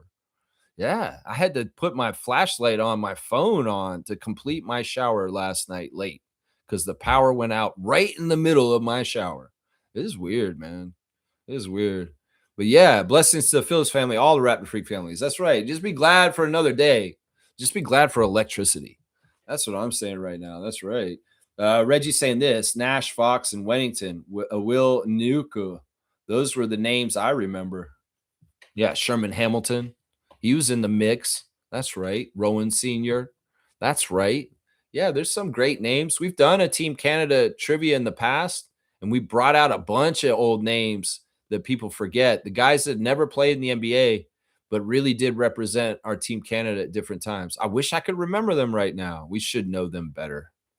we should know them better. I know Mr. Gray could probably reel off a whole list of amazing Canada players from the history, because Mr. Greg is like that, being in the industry and knowing his history of Canadian sports and being around Toronto. I'm sure he could list the whole name of Team Canada players from Leo Routens all the way in the early 80s, all the way up into present day. So yeah, Greg does that down in the comments later down here. I will read them at some point. But yeah, that era, Nash was before Wennington and Fox. He really kind of was. Fox and Wennington were really 90s, and Nash was 2000s, right? 2000s. Yeah. Let's see. Randolph saying this: Lex and fellow freaks love Brandon and wanted him to remain on this team. However, I thank him for his contributions to our team. That's right. That's right. That's part of it right there. It's like, look, as much as we make it feel like a family in Canada here on the Raptors, it is still a business. And that's the stark reality of it. And in some ways, Bobby has a tough job to balance running the team as a collective and a family, a connection, and really feel like that kind of feeling around the team, because it is something we built in the culture of We the North with Masai's leadership. Is that, we're not a cold business. In some ways, we do try to talk to people. Some ways we can't always talk to people because of proprietary or strategic reasons. And we don't like leaving people in the cold or out of the loop, our players, and doing things like this. No, but it's a necessary part of the business. But, you could say that's two-faced in a way, but it is part of the business. At least we're not jerks, and at least we make you feel like family while you're here. You know what I'm saying? Other teams are not necessarily doing that. They don't have that kind of environment around their teams. You know what I'm saying? It's very cutthroat business and not as much the family aspect on the other side. So let's see. Sue saying this: you did inspire me, Lex. Love you to you always, my friend. Same back at you, Sue. I when I watch you, I think about you and how you're doing in Chelsea and everybody. And I only want the best in whatever is going on in your life. Whatever you got to deal with, Sue, I want you to conquer it and kick so much ass and be the best version of Sue every single year, every single day, every single month going forward, and keep on trucking with your channel. You have a real workload that you really get into and you really adhere to, and it's admirable. I want to say that. And that comes from me. And you know what mine's like. I recognize your grind too, Sue. I recognize your grind. Yes, I do. You understand Norman's grind. That's right. You do in your field. That's right. That's right. Let's see. Kaloy saying this: if you are a current NBA prospect, you have to take a look at what happened to players like Ingram. It's really important where you get drafted and develop those winning habits early. This is a really smart thing that Masai did in crafting our image and our culture over the time he was with us. He made us more attractive. It was definitely true when Colangelo was still in charge, when DeMar is just starting out, that nobody really wanted to be here. And Rudy Gay is a testament to it. Masai changed that, but he changed it from within. He didn't change it with bullshit rhetoric and saying, we're just the best. We are going to make America great again. He didn't just say bullshit. He did it. He built it. He built it through things like establishing our health and wellness and fitness in our medical with Dr. Alex. He understood that a guy like Dr. Alex could be very attractive to people around the league to want to be here if they have injury concerns. They want to stay healthy. He also wanted to make us seem like a place where people come and get paid. And we did do that. We can look at our crop of young Raptors from the 2016 905 championship and how much they're getting paid now. That's the thing. People can see this. People can see this. This may be part of the reason why Jamarian Sharp is on the Raptors Summer League team and not any of the other 29 teams, because they can see that you do things with us, and maybe sometimes we're used as an ends to means for them to somewhere else as a stepping stone. But we have become more attractive in the world of the NBA in different ways because we've shown functional organization with good professional people that do their job correctly and do it at the highest level they can. And that is something that Masai built. That is something that Masai did. He made excellence a part of our brand, And it's inherent in things. People think, yo, you got drafted the Raptors. It's 2023. Yay!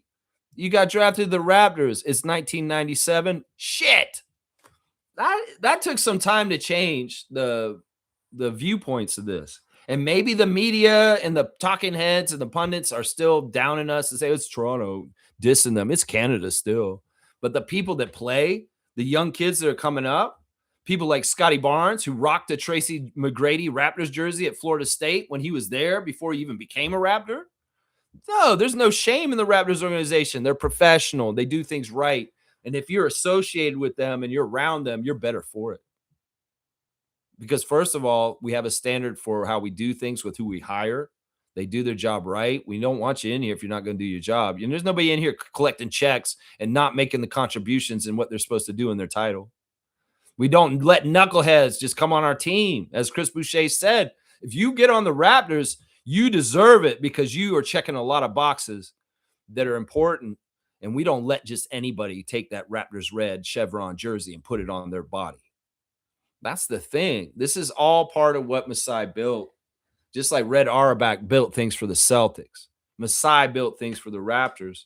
And we are getting the payoff from these kind of things being foundational in our reputation and in our organization so that we get benefit of a 7'5" kid coming and picking us to be in our summer league. You know what I'm saying? That's how it works. That's how it works. And Brandon's story is a success story once again in this organization of turning him around. I don't want to make it sound inhumane or insulting, but the whole thing about flipping a house, that analogy really works here. Because in some ways, Brandon was a bad place in the Pelicans, hurt, and just in a bad place with his career. We flipped him. We flipped that house, and we brought his value back up. And he's appreciative of that because that means more money for him and more playing time for him and his career. And he got it out of the mud, finally. He's just spinning his wheels in Pelicans for years. And now he finally got somewhere. And now he's going somewhere. And even though he's going away from us, there's some real promise for him on the Clippers. There's some real promise for him there. Yeah. Yeah. So let's see. Smooth saying this. I think Sherman Hamilton was on that 94 team also. That makes sense. That seems like the right timeline. Kaloy saying, I think the players that get drafted by Toronto, Spurs, and OKC are all coveted by other teams.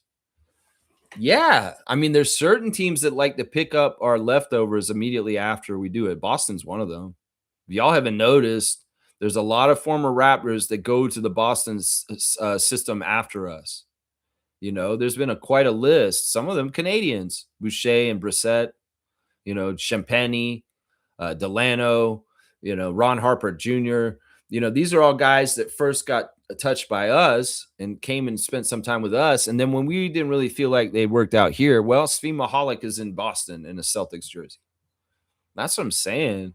You know, there are some other teams that look and see what we're doing, and they are coming around and picking up guys we're not keeping with us because they know that there's value in us in the guy that we saw, right? Right? Trevor's saying this. I'm listening and I appreciate it, and I will do my best, Lex. I'm here because I want to, but I can handle you. I don't take you on, my brother. It's all love. Man, I love that so much, Trevor. Listen, I know I'm difficult, man. I know I'm difficult. This is why I'm a single bachelor in my age right now, because my ex-wife had to leave me because I'm difficult. I'm just a difficult person. And bless Adriana's heart for being able to put up with me also. My parents, yeah, anybody who deals with me in my real life, I appreciate y'all for dealing with me. And Trevor, man, that means the world to me because once again, man, I worry about losing you in some ways because I am abrasive and I am demanding. You know, this is the thing, working with David and Tom in the past, like I work with you now, you know, they couldn't handle it. They couldn't handle it. I'm very hard to work with. And this is my personal pet project. And it's so personal to me. And in some ways, I love that you guys want to help me. I love how much you've done to help me is so much, Trevor. You've been singularly probably the most important contributor to my channel other than me this whole time. And I appreciate you for it, but I never asked you to do it. And I know you do it out of pure love and support because you believe in what I'm doing here. And I appreciate that. And like I said, if I shoot my mouth off and I say something stupid, it is probably best to go one ear out the other because you know how I stand with you, man. I love you, bro. And I appreciate your dedication with my dedication every day and what you do. Seriously, man. I know that sometimes I'm a jerk and I'm just like, sometimes I'm in a bad mood. Sometimes it's just hard to work with me sometimes. I used to do shows in Toronto and I'd have casts of like 30 people and I'd have so many different people and I'd have to rely on other people. And I got burnt out on that because people were flaky and people didn't do their jobs and shows would get ruined because people didn't come through in the right ways. And I told myself at a certain point, when I make creative projects, I don't want to rely on anybody else anymore because I've been burned. I've been let down. So there really is a streak in me that's independent and says, as much as Trevor's here and he helps me, and he really does help me, guys. If I have to go without him, I will because I have to, because that's how I've had to do it in the past when I did stage shows and people would just take off on me with no warning, and you got to scramble then. So I promised myself when I do creative shit, I'm gonna make it personally my own and have the control myself because then I won't let anybody let me down. And that's the thing. That's a tough thing for me. And David was fun to work with for a while as trivia commissioner. But at a certain point, him and I were just abrasive to work together because he saw things one way, I saw things another way, and it wasn't working. And Tom Duke wanted to help in earnest. He was a huge supporter to this channel early on. I love Tommy. I still do. I think Tommy is one of the best Raptor fans on the BC coast. And he always is somebody is going to be in a place in my heart. And if he came back and he wanted to be in the chat and participate with us, I'd open arms welcome him back. But maybe that time has come and gone. And that's just it. I don't want to lose Trevor. I value Trevor, but I know I may say things that piss off Trevor sometimes. And I'm trying to work on it. I'm not perfect. I'm getting better and better. Trevor, you're getting a dump for being honest and real with me. And seriously, man, I get it. You've made it very clear to me that you really believe in what I'm doing, and that's why you do what you do. And man, I can't take that for granted. I really can't. I appreciate you, man. 72 on the dunk chart for Trevor J. That's right. KP 7. We just need to be able to get him for about 25, maybe 28. Who get who for 25 or 28? 25 or 28. Oh, for points? Kawhi? Get him for points? Please elaborate on your comment. I move really quick on here and I don't get to the comment. So make sure your comments stand alone.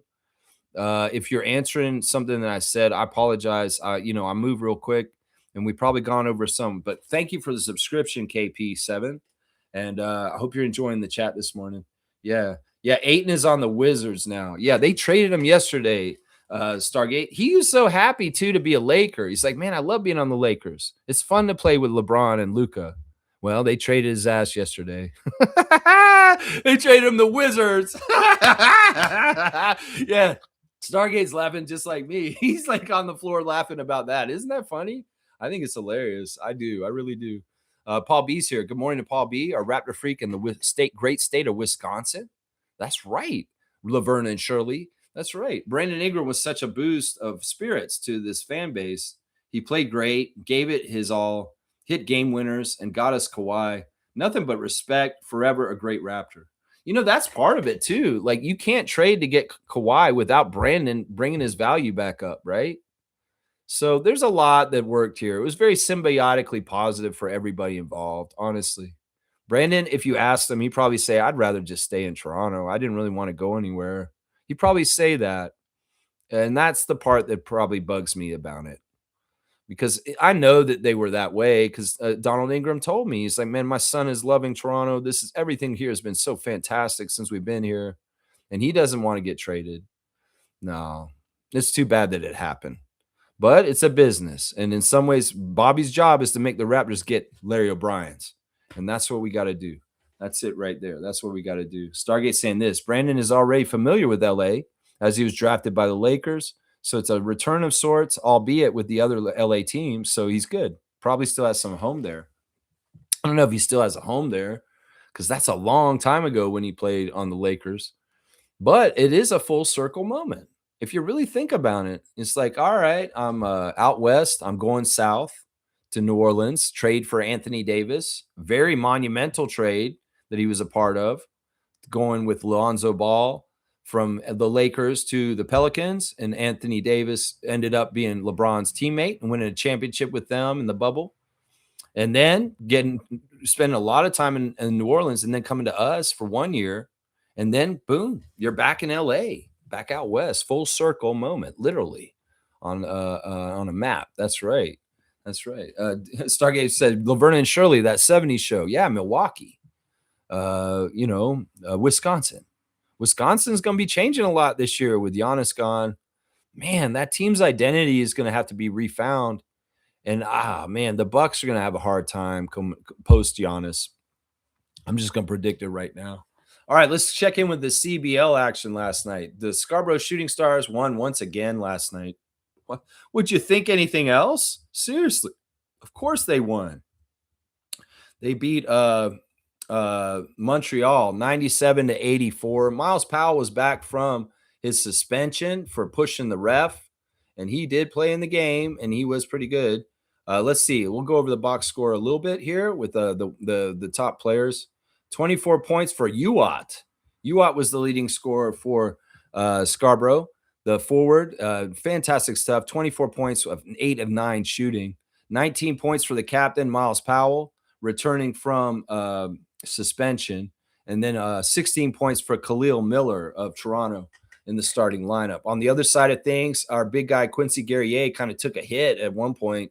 He was on the ground. He fell over Anthony Walker's back, and it fell really awkwardly, and it looked like Quincy was quite hurt, but he got back up, and he was okay. 14 points for Quincy Warrior, with also 11 rebounds. So, yeah, double-double for our Raptors 905 alumni, Quincy Guerrier, in that game last night, and 14 points also for Ithiel Horton. But Montreal loses to Scarborough, and Scarborough goes to 13-2, the best team in the CBL right now. Number one team by far, 13-2. Scarborough Shooting Stars keep rolling with the win in Montreal last night. They had history made in the Canadian Elite Basketball League last night as the first ever professional basketball game was played in the Yukon Territory. That is right, y'all. They were out there at Tahkeena Arena in Yukon, and 1,532 people came to the game in Whitehorse and saw a Canadian Elite Basketball League game way the hell up there. Isn't that amazing, y'all? That the Canadian Elite Basketball League held a game in the Yukon Territory last night. Yeah, 96-92 is the final score. Saskatoon beating Calgary in the game. It's kind of an exhibition game, but not really, because, it's the middle of regular season. It does count for regular season. But, yeah, that's really cool. Don't y'all think that's cool? The basketball was played in the Yukon last night. Very, very cool. The leading scorer for Saskatoon in the win, Tevion Jones with 17, but off the bench, Jameer Chaplin with 26. Yeah, tough game for Calgary. They continue to lose. Evan Gilliard II has disappeared from the team at this point, and they're just bad. They have won like one game this season, and they're like 1-14. They're not making the playoffs. Yeah, the Eastern Conference is still wide open for who's going to make the playoffs, but Calgary is definitely the team in the West that is not making it. One final game to note last night, Edmonton was at Vancouver, and, well, Vancouver lost by 1 point right at the end. 9-5 Vancouver Bandits losing at home to Edmonton Stingers and a very wild end. The target score time is so fun and competitive. Y'all don't know the Elam ending. You don't know how the Canadian Elite Basketball League ends their games. They turn the timer off, and there's a target score. So it really bypasses all of the long stuff in NBA games with free throws and run the clock out and all the strategy that coaches do. You can't do that in the CBL. You got play to score, and the first team to get to that target score, the game ends then. So there's no clock management, and there's none of that stuff that the NBA has that slows it down. So that's one of your biggest gripes with basketball and the NBA. Is the end of the game takes so long? Well, you love the CBL because it doesn't have that problem with the Elam ending and the target score time. Alas, the target score time in Vancouver last night at Langley was amazing. 94-93, barely Edmonton edging Jarkel Joyner and the Vancouver Bandits at the last second. The leading scorer for Edmonton Stingers was Nick Hornsby with 16 off the starting lineup. He had a triple-double, y'all. 16, 10 rebounds, 11 assists. And off the bench, Tay Donald had 16 also. 18 points for Stanley Davis off the bench also. On the other side of things, Jarkel Joyner, 19 for the Bandits. A triple-double also. Oh, no, a double-double for Tyrese Samuel, formerly of the Raptors 905, with 20 points and 12 rebounds, 19 points for Tevin Brown. CBL action was so awesome last night between Scarborough winning, the game in Whitehorse, and then the very dramatic ending in Vancouver with the Bandits and the Stingers. There are games today. If you are interested in watching professional basketball in Canada in the summer, you can, because that's what's going on. We have one game today. Ottawa is in Niagara to play the Niagara River Lions. The two-time champions will be playing the 6-9 Ottawa Blackjacks and Javante Smart at Meridian Center, 7 p.m. today. If you're in Niagara region, you can catch some professional Canadian Elite Basketball League action. So, yeah, checking in with our Canadian NBA and talking about it right there. Yeah, talking about it right there. That's right. Stargate saying Raptors are one of the few teams in the East that has a traditional 7-foot center. Who else is there in the East? Jared Allen, now Ayton. Well, you forget about Big Dummy. He's, of course, there. You know, the Celtics are replacing Vucevic with Mitchell Robinson. Mitchell Robinson will be playing for the Celtics, possibly as their starting center this year. He's left the Knicks, and he's upset about it. In some ways, he has truth to tell at some point when he's allowed to tell it. That's what he said to OG. OG was mad that Robinson left the Knicks after the championship. And OG's like, why? Where'd you go, Mitchell? And Mitchell's like, one day I'll tell you, OG, the truth about why I had to leave the Knicks. Yeah, shakeups, switching around, changing your teams the offseason in the NBA. It's just part of it. Yeah. Yeah. Cool Cat's here. Good morning, the coach. Cool Cat. Good day, Raptor Freak family. Lex, I assumed you had not powered. And then when I checked in 9:30, 10 o'clock, and 10:30, glad to see you online. I did. Yeah. I did not have power this morning. It went out late last night and was out all night last night. And then I think it came back around 10 a.m. this morning. So, yeah, got to keep the streak alive. And I don't mind bumping my show. I'm almost at 2 hours right now. We'll go ahead and start doing more of the tabs. Here we go. Raptors Redder of the day. Embarrassed Drop 987 has posted this. And this was a quote from the Canada game last night. Shai Gilgeous-Alexander's rocking a new hairstyle. He cut his braids. He looks pretty interesting. It's a new look for sure. He sat at the podium and did the post-game conference. And he talked about Kawhi Leonard to the Raptors and what that means. And he said, Toronto should be a really good team next year. Yeah, it's a shift of power. And I know that those Canadian guys, they love Kawhi Leonard in the Toronto Raptors championship then, and the feelings that came around that time. Even if they were in the league and playing, you're a Canadian guy and you saw the Raptors win, you felt something for that. Even RJ, and he was going to the Knicks at that time. So thank you to Embarrassed Drop 587. You are the Raptors Redder of the day for posting the SGA quote from the press conference last night, recognizing that Toronto's going to be good this year. The Oklahoma City Thunder's two-time MVP and champion is saying right now. Yeah, I believe that's true too. Y'all, let's do the straight goods on Canadian goods. This company really means a lot to me. In fact, I love these guys. I went and talked to them last Sunday at the farmers market in Uxbridge. They have a stand there. If you want to buy this, this is a great place to do it, but you can do it online. It's Mushroom Meadows. Mushroom Meadows is a small business here in the Greenbelt in Ontario that makes these mushroom growing kits. And I've been doing these for a couple months now, and I'm having huge success growing amazing mushrooms that I've been sauteing and eating. I ate some pink oyster mushrooms a couple days ago that I cooked in the skillet with bacon, and oh man, they were tasty.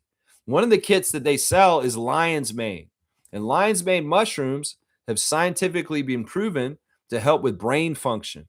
If you know somebody who has brain fog, or you know an older parent that may be wanting to stave off Alzheimer's or dementia, you could give them lion's mane mushrooms, and it's a miracle food that actually improves connections in your brains. The synapses keep healthy, and there's been dramatic results in studies showing that lion's mane mushrooms can very much improve cognitive function in brains as they age. So why not? You know, there's so much science in fungi. Yeah, we're fungis too. With mushrooms. Because there's so much in them that we haven't studied totally yet. You know, penicillin comes from mushrooms. There's so many great things that can come from mushrooms, and it's still a world we haven't totally scratched. So this kit right here is for blue oyster mushrooms. And basically what you do is you open up this little circle here. It comes out like the cardboard, and there's a spray bottle in the back box, and you spray water on you cut a hole in the bag. You spray water on it every day, like 2 or 3 times a day. And over about a week or two, the mushrooms will grow out of it, and you'll get a big clump of mushrooms on the outside of this box. And I'm telling you, man, they taste so good. The lion's mane mushroom, the one I just described, the brain one, actually tastes like crab when you cook it. And a lot of people use it as a substitute for crab cakes. They put lion's mane mushroom in it, and you get that brain effect too with it, and it's tasty. So I'm really pivoting hard towards making more mushrooms in my life. And I went there to that farmer's market last Sunday, and I bought him out. I bought like 5 of these boxes from him. He gave me a good deal. So check out Mushroom Meadows. They're a small business, very, very small business, and they make these mushroom growing kits. And I'm telling you, you can grow mushrooms like you grow lettuce. You like to grow microgreens, you can grow mushrooms and get a great protein source. And honestly, I want to learn the world of mushrooms because I have a shady yard in the forest where I live. And I want to start growing my own mushrooms in the yard and start eating them because, hey, food forest, permaculture, you don't have to just grow vegetables and fruit. You can grow mushrooms. And if your yard is all dark and dank and wet because you have a forest in your yard, well, mushrooms might be the right pivot to grow if you ain't got much sunshine, right? So yeah, Mushroom Meadows. This is the company I'm talking about. Check them out online. And if you're near Uxbridge, go there on Sunday. And you can get buy this from them at the farmer's market on Sundays till 2. All right, there you go. There's my straight goods on Canadian goods. I really firmly believe in this product right here. This stuff is awesome, man. That's right. Oh, yeah, this is funny. You brought this up. You say blue oysters, like Blue Oyster Cult from that part in Police Academy. That's an iconic part. You know, I never thought about this. I'm holding up a blue oyster mushroom box. In some ways, it's like Blue Oyster Cult. Am I in a Blue Oyster Cult now? Because I have the blue oyster mushrooms in this kit? Maybe. Hey, all I say is don't fear the Reaper. Okay? Yeah. We can be like the come on, baby. Don't fear the Reaper. See, you're thinking that the Blue Oyster is that bar on Police Academy. That's like a gay bar. It's a dive. And Taggart, Sergeant Harris and his little lackey, his little goofy lackey guy, they were jerks. They got sent to that place and they had to dance with those guys in the leather. That's what you're talking about, Stargate? I remember that part. Yeah. And Hightower, I remember him, Bubba Smith, and Michael Winslow, the great talented voice artist with all his noises and his kung fu scene where he was fighting on the loading dock. And he's making all the kung fu theater noises as he's fighting these guys. Oh, man, that's classic right there. That's a great movie. Yeah, but that's what made you think about that? That's what made you think about that was the Blue Oyster, not the song Blue Oyster Cult with Don't Fear the Reaper, but the gay bar and Police Academy. Okay, that's cool. I'll never forget that part with Sergeant Harris when he's in the shower and he's singing a song. And he's like all happy. He's like, and Steve Guttenberg. What's his fucking name? I forget what his name was on the show. Mahoney. And he replaced his shampoo with the super glue. And he's up there. He's like, oh, lady, pretty lady, I'm gonna be with you, lady. And he's like, oh, and his hands are like glued to his head all of a sudden. That shit was hilarious, man. That's really good stuff. Yeah. Proctor. That's right. That was his buddy's, his little lackey's name. Proctor. Where's Proctor? Yes, Sergeant Harris. Oh, what's going on, Sergeant Harris? What did Tackleberry do this time? You know? And then like Police Academy 2 with Bobcat Goldthwait as Zed. And they had like their hideout in the zoo. And they were hiding in like some sort of weird cave. He's like, I really like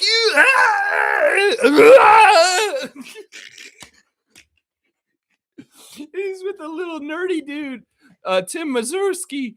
And he's like, we're gonna be partners.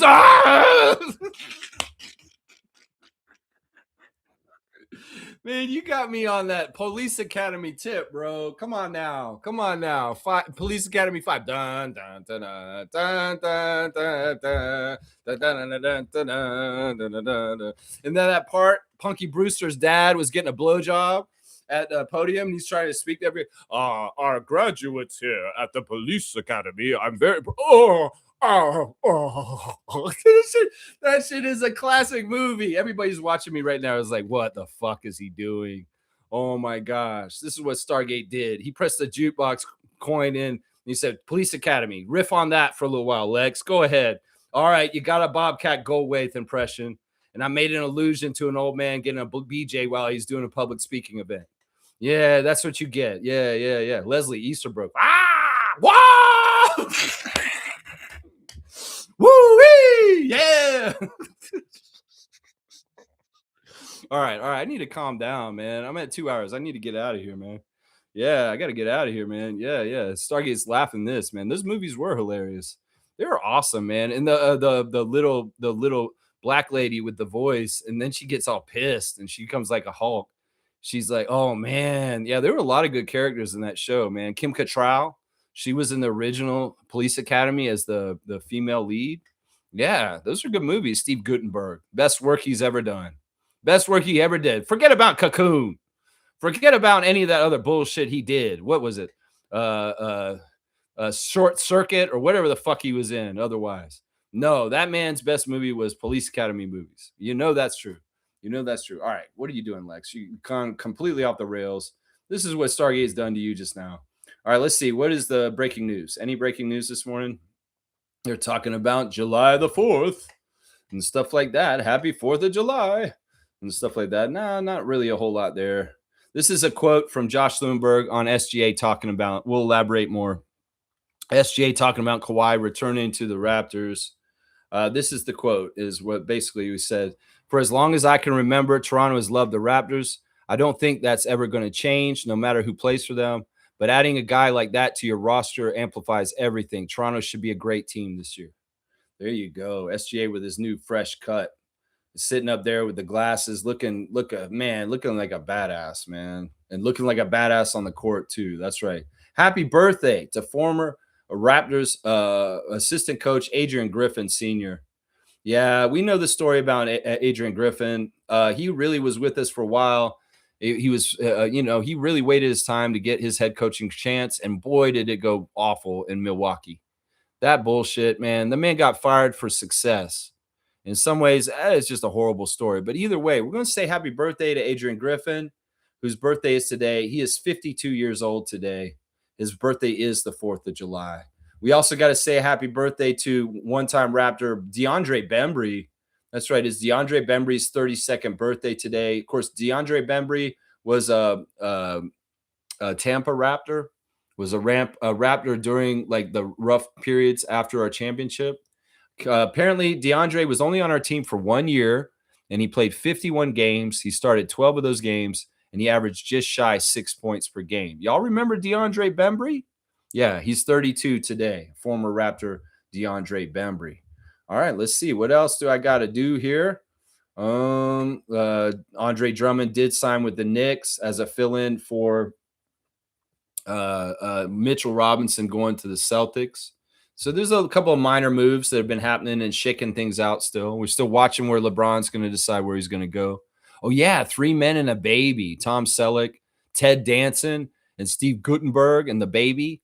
Yeah, there's a ghost in that movie. Have you heard about the urban legend about the ghost in the movie 3 Men and a Baby? Go look that up online. It's interesting. Just say 3 Men and a Baby Ghost and just check that out. It's kind of crazy. No lie. It's kind of crazy. The 3 Men and the Baby Ghost.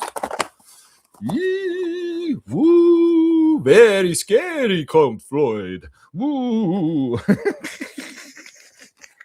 And I'm getting my old comedian impressions in today with Joe Flaherty and Bobcat Goldthwait. That's for sure. Yeah. I even did some George Gaines there for a little bit. All right, here we go. Yeah, we'll do this one. Here we go. Classic car of the day. Full name answer, please, Raptor Freaks.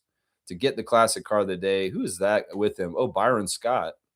Byron Scott. But who's got the ball in the Charlotte Hornets jersey? This one's not that hard. We should get it right away. That's right. The king of the classic cards here to stake his territory. Stargate's right behind. Of course, that's the great Kendall Gill, an underrated NBA player. Look, they got the Seattle logo in the corner there. That's right. He was a Sonic for a while, too. He was a Net. He was a few different kinds of things. See, I think he works for the Bulls now, guys.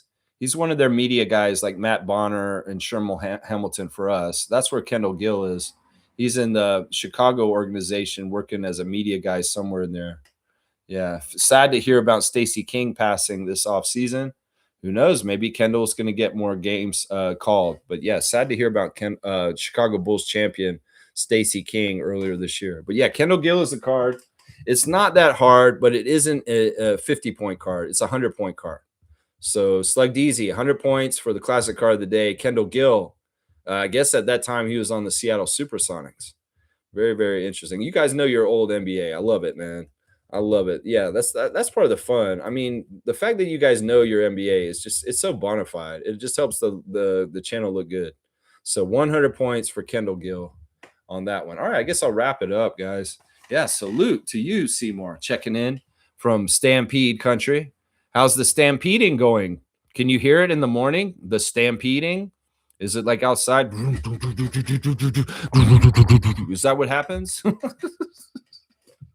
All right, last night, Team Canada dominated Puerto Rico in the qualifier for World Cup. And, well, we're going to make it. I'm not worried about that.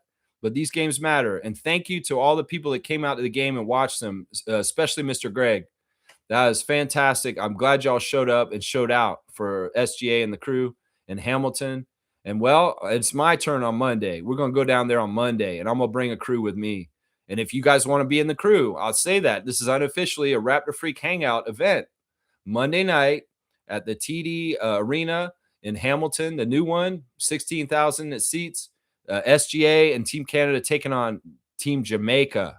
So if you want to come see Team Jamaica versus Canada in FIBA World Cup qualifying action on Monday night at 7 p.m., you go there, get a ticket, and you look for me. I'll be there, and we'll hang out. That's how we do a Raptor Freak hangout when it's a game like this. So, yeah, just look out for Lex. If you are coming and you want to let me know ahead of time, I can arrange to meet you at a particular place at a particular time also. But, yeah, I like to get there early, and I will be showing up with Knock of the Nacho if you want to meet him also. And Stevie Roots might be coming with me too. We're going to try and get a crew together for this. So I hope you guys can come. Yeah. Yeah, it's all going down in the designated area downtown. I'm about 15 minutes out. So the stampeding is off in the distance, the rumble of it. Yeah, salute Scarborough Shooting Stars winning once again. Y'all check out the CBL action. The main point today was to honor and love Brandon Ingram. There's memories this year, my guy. I have a Brandon Ingram jersey on. I'll always have this jersey, and it'll be cherished. And you know what? It's fitting that it's that year's City Edition that he played for our team, because this jersey will be worn for that year, and that's it. And this is that jersey. This is that one. I thought this jersey was so fresh looking, with an homage to our We the North chevron jerseys from the championship run. And it's just a nice jersey. And I have so many good memories of Brandon being on our team, this past year. And I'll always have them. They're not going away. This year will always be known as the Brandon year in some ways. We could probably call this year the Ingram year, because this is the 1 year Ingram was on our team. If there's some chance at some point, BI, where you can circle back and be on our team at some way, somehow in the future, we would welcome that. It's never, ever been that we didn't want you on the team. It's just we knew we could get somewhere different by doing this move. So, yeah, if you circle back and you play for Toronto again, you're in good standing. And I hope we're in good standing with you too, because there's no hard feelings. We know this is a business, and we only want the best for you and your family, Glorilla, everybody.